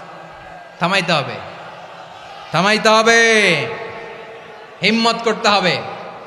আমার প্রিয় ভাইয়েরা, না থামালে আমরাই ডুববো শেষমেশ। আমাদের বাঁচার জন্য হইলেও থামাইতে হবে। রব্বুল আলামিন বলেন, ওয়াত্তাকু ফিতনাতাল লা তুসিবান্নাল্লাযীনা যালামু মিনকুম খাসসা। ও আমার গোলামেরা, ওই আযাবকে ভয় করো যে আযাব যখন আমি জমিনের বুকে পাঠাই শুধু জালেমদেরকেই মারি না, আলেমদেরকেও মারি। আযাব যখন আসে তখন শুধু জালিমই মরে না, আলেমও মরে। জানেন, মুসা আলাইহিস সালামের পায়ে একবার একটা লাল পোকা কামড় দিয়েছে, লাল পিঁপড়া। লাল পিঁপড়া কামড় দিলে খুব আরাম লাগে না? কি লাগে? হ্যাঁ, জলে না? লাল একটা পিঁপড়া কামড় দিছে, তো উনি রেগে মেগে পাশি দেখে লাল পিঁপড়ার বাসা, পা দিয়ে ডলে মুছে সবগুলো পিঁপড়া মেরে ফেলছে। এই ঘটনাটা আল্লাহ ঘটিয়েছেন এজন্য। মুসা আলাইহিস সালাম ছিলেন কালিমুল্লাহ, সরাসরি আল্লাহর সাথে কথা বলতেন। তিনি আল্লাহকে জিজ্ঞেস করেছিলেন, আল্লাহ তুমি যখন কোনো জনপদে আযাব পাঠাও, শাস্তি দাও, ওখানকার শুধু জালেমরাই তো মরে না, ভালো মানুষগুলাও মরে, তো আযাব দিবা মুশরিকদের উপর দিবা, অবাধ্যদের উপর দিবা, ভালো মানুষগুলারে মারো কেন? আল্লাহ বললেন, মুসা তোমার যে কামড় দিছিল পায়ের মধ্যে পিঁপড়া, কয়টা পিঁপড়া? জোরে বলেন। একটা পিঁপড়া, তো সবগুলারে মারলা কেন? রেগে মেগে পুরো পিঁপড়ার বাসা ভেঙে ম্যাসাকার করলা কেন? এই মুসা, আমি যখন অ্যাকশনে যাই, আমি যখন শাস্তি দেই, তখন এত বাস বিচার করা হয় না, বাস বিচার করা যায় না। যখন অ্যাকশনে যাওয়া হয় ওইটা ডাইরেক্ট অ্যাকশন হয়ে যায়। চিল্লায় বলো ঠিক কি না? এজন্য আমাদের বাঁচার জন্য হলেও এই পাপ থামাতে হবে, এই শয়তানের অট্টহাসি থামাতে হবে, অন্যায় অপরাধ সমাজ থেকে আমাদের থামাতে হবে। কারণ আযাব আসলে ওরাও মরবে, আমরাও মরব। একটা জাহাজ 2 তলা, আপনি আছেন 2য় তলায়, শুনতেছেন? শুনতেছেন? জাহাজ কয় তলা? আপনি কোন তলায়? 2য় তলায়। নিচের তলার কিছু লোক জাহাজের তলা ছিদ্র করতে আরম্ভ করছে। কি ছিদ্র করতেছে? আচ্ছা, জাহাজের তলা ছিদ্র করলে তলা দিয়ে কি ঢুকে? এখন আপনি যদি বলেন আমার কি, আমি তো 2 তলায়, আমার কি, আমি তো সেফ, আমি ইন দ্য সেফ জোন, আমি তো ভালো আছি, আমি তো ভালো আছি, ওরা ছিদ্র করে ওরা মরবে। আসলে কি শুধু ওরা মরবে, নাকি তলা ফুটো হলে ভিতরে পানি ঢুকলে আপনারও সলিল সমাধি হবে? তলা দিয়ে যখন পানি ঢুকবে, জাহাজ ঢুকলে আপনিও মরবেন। এজন্য নিজে মরার আগে ওই পাগলগুলোর নিচতলায় যে থামাতে হবে। চিল্লায় বলেন ঠিক কি না? এজন্য আল্লাহ বললেন, মুনকার প্রতিরোধের দায়িত্ব সমাজের টপ টু বটম সবার। পুরো আম্মার দায়িত্ব, সরকার প্রধানের দায়িত্ব, প্রতিটি ফ্যামিলির প্রধান বাবার দায়িত্ব। বিশ্বনবী বললেন প্রতিটি সচেতন মুসলিমের দায়িত্ব। এজন্য মুনকার প্রতিরোধ করার দরকার আছে না নাই? সমাজে এই যে ইফটিজিং হয়, আপনার বোনের বয়সী একটা মেয়েকে কিছু বখাটে টিটকারি করে, এই বলে সেই বলে, নোংরা কথা বলে, রাস্তায় দেখেও আপনি পাশ দিয়ে না দেখার মতো চলে যান কেন? আপনি দাঁড়ান না কেন? আপনি দাঁড়ালেই তো থেমে যাবে। কারণ সত্যের যে শক্তি, তার সামনে মিথ্যা মুখ থুবড়ে পড়ে। আপনার সামনে ও কিছুই না, নাথিং। আপনি দাঁড়ান, ওকে প্রশ্ন করেন যে আমার বোনকে তুমি ডিস্টার্ব করো কেন? আপনাকে দেখে আরো 5 জন দাঁড়াবে, 5 জনকে দেখে আরো 10 জন দাঁড়াবে। আমাদের নীরবতা আর আমাদের নিশ্চুপ থাকাই জালিমদেরকে আরো শক্তিশালী জালিম বানিয়েছে। এজন্য মুনকার প্রতিরোধের দায়িত্ব আমাদের সবার। টেন্ডারবাজি, চাঁদাবাজি, দুর্নীতি, অপরাধ, দখলদারিত্ব, মজুদদারি, এগুলো সব কিছু একসাথে প্রতিরোধ করতে হবে। ঠিক কিনা বলেন? একটা মানবিক সমাজ যদি চাই, প্রতিরোধ করতে হবে। প্রিয় ভাইয়েরা, আল্লাহর শপথ নিয়ে বলি, এই নাসিহাতগুলো সবার জন্য, সব দলের জন্য, সব মতের মানুষের জন্য। আমরা কোনো দলের প্রতি মানুষকে ডাকি না, আমরা ডাকি ইসলামের দিকে। সব দলের, সব মতের, সব মানুষদেরকে আমরা আহ্বান জানাই, আসুন আমরা একটা সুন্দর সমাজ বিনির্মাণ করি। এই যে নতুন বাংলাদেশের এক সুযোগ এসেছে, আর জীবনে হয়তো আসবে না, সামনের 100 বছরে এই সময় আসবে না। আসুন দেশটাকে আমরা সাজাই, আসুন আমরা দুর্নীতি বন্ধ করি, আসুন আমরা চাঁদাবাজি বন্ধ করি, আসুন আমরা দখলদারিত্ব বন্ধ করি, আসুন আমরা এক দল আরেক দলকে নিশ্চিহ্ন করার যে রাজনীতি, এটা বন্ধ করি। সব দলের প্রতি আমার আহ্বান। আমি কিছুদিন আগে একটা নিউজ দেখলাম, ওই যে লন্ডনে বসে জনাব তারেক রহমান সাহেবকে আমি ধন্যবাদ দিতে চাই। উনি সংবাদ শোনা মাত্রই ওনার দলের অনেক চাঁদাবাজকে উনি বহিষ্কার করেছে। I do appreciate. প্রতিটি দলের এরকম ইনিশিয়েটিভ নেওয়ার দরকার আছে না নাই? যে কোনো দলের যে কোনো দলে এই প্র্যাকটিসটা থাকার দরকার আছে না নাই? চাঁদাবাজদের সাথে আপনারা নিজেদেরকে মুক্ত ঘোষণা করবেন যে এরা আমার দলের কর্মী হতে পারে না। আমরা চাঁদাবাজ মুক্ত বাংলাদেশ চাই, জুলুম মুক্ত বাংলাদেশ চাই, ফ্যাসিজম মুক্ত বাংলাদেশ চাই, গুণ খুন খারাপি মুক্ত বাংলাদেশ চাই। আমরা নতুন ভোরের বাংলাদেশ চাই। ওই বাংলাদেশ পাওয়ার জন্য মুনকার প্রতিরোধে, অন্যায় প্রতিরোধে যদি বাঘের বাচ্চার মতো, আবু সাইদের মতো দুই হাত উঁচু করে বুককে টান টান করে প্রসারিত করে দাঁড়াতে হয়, রাজি আছো মুসলমান? কারা কারা রাজি? আল্লাহকে হাত দেখিয়ে প্রতিজ্ঞা করো।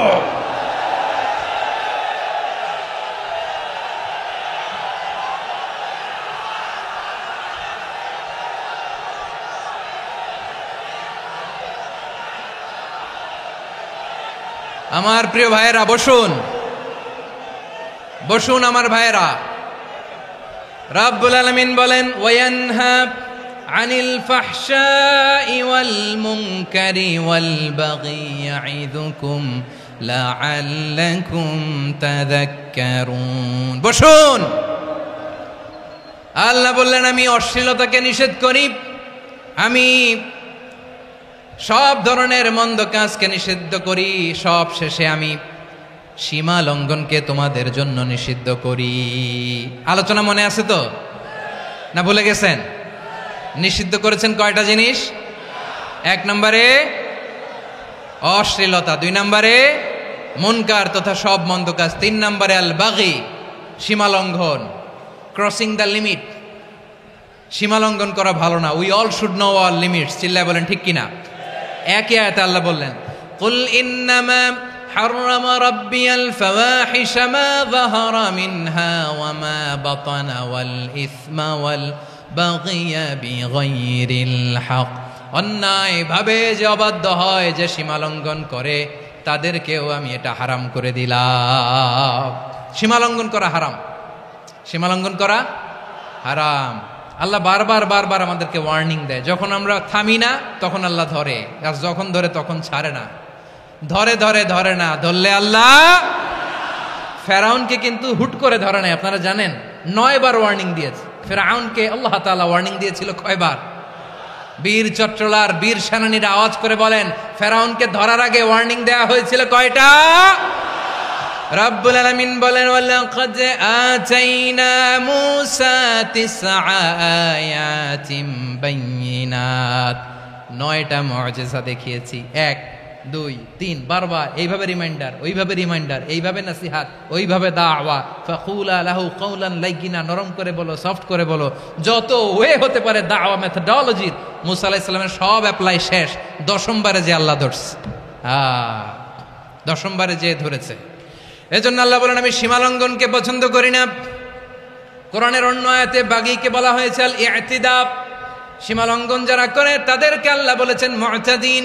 ওয়াকাতিলু ফি সাবিলিল্লাহিল্লাযীনা ইউকাতিলুনাকুম ওয়ালা তা'তাদু ইন্নাল্লাহা লা ইউহিব্বুল মুতাদিন। আমি সীমালঙ্ঘনকারীদেরকে কোশ্চিনকালেও পছন্দ করি না। আমরা যেন সীমালঙ্ঘন না করি। রাজি আছেন তো? যে কোনো ক্ষেত্রে ইবাদতে যেন সীমালঙ্ঘন না করি। অনেকে আমরা ইবাদতে সীমালঙ্ঘন করে ফেলি। বিশ্বনবী সাল্লাল্লাহু আলাইহি ওয়াসাল্লাম যেটা শিখিয়েছেন, এর বাইরে যে অতিরিক্ত বুজুর্গ হতে চায়, এরকম আছে না নাই? করা যাবে না, কোনো ক্ষেত্রেই সীমালঙ্ঘন করা যাবে, এমনকি যুদ্ধক্ষেত্রেও না। বিশ্বনবী সাল্লাল্লাহু আলাইহি ওয়াসাল্লাম বলেন, খবরদার যুদ্ধক্ষেত্রেও সীমালঙ্ঘন করো না। কি সুন্দর ইসলাম আমরা পেয়েছি। বিশ্বনবী বলেন, খবরদার যুদ্ধের ময়দানে কোনো নারীর গায়ে হাত তোলো না, কোনো শিশুর গায়ে হাত তোলো না, কোনো গবাদি পশু হত্যা করো না, কোনো শস্য ক্ষেত্র ধ্বংস করো না, ইবাদতরত অন্য ধর্মের কোনো সন্ন্যাসীর গায়ে হাত তুলো না। বলেন সুবহানাল্লাহ। তাহলে আমরা সীমালঙ্ঘন করতে পারবো?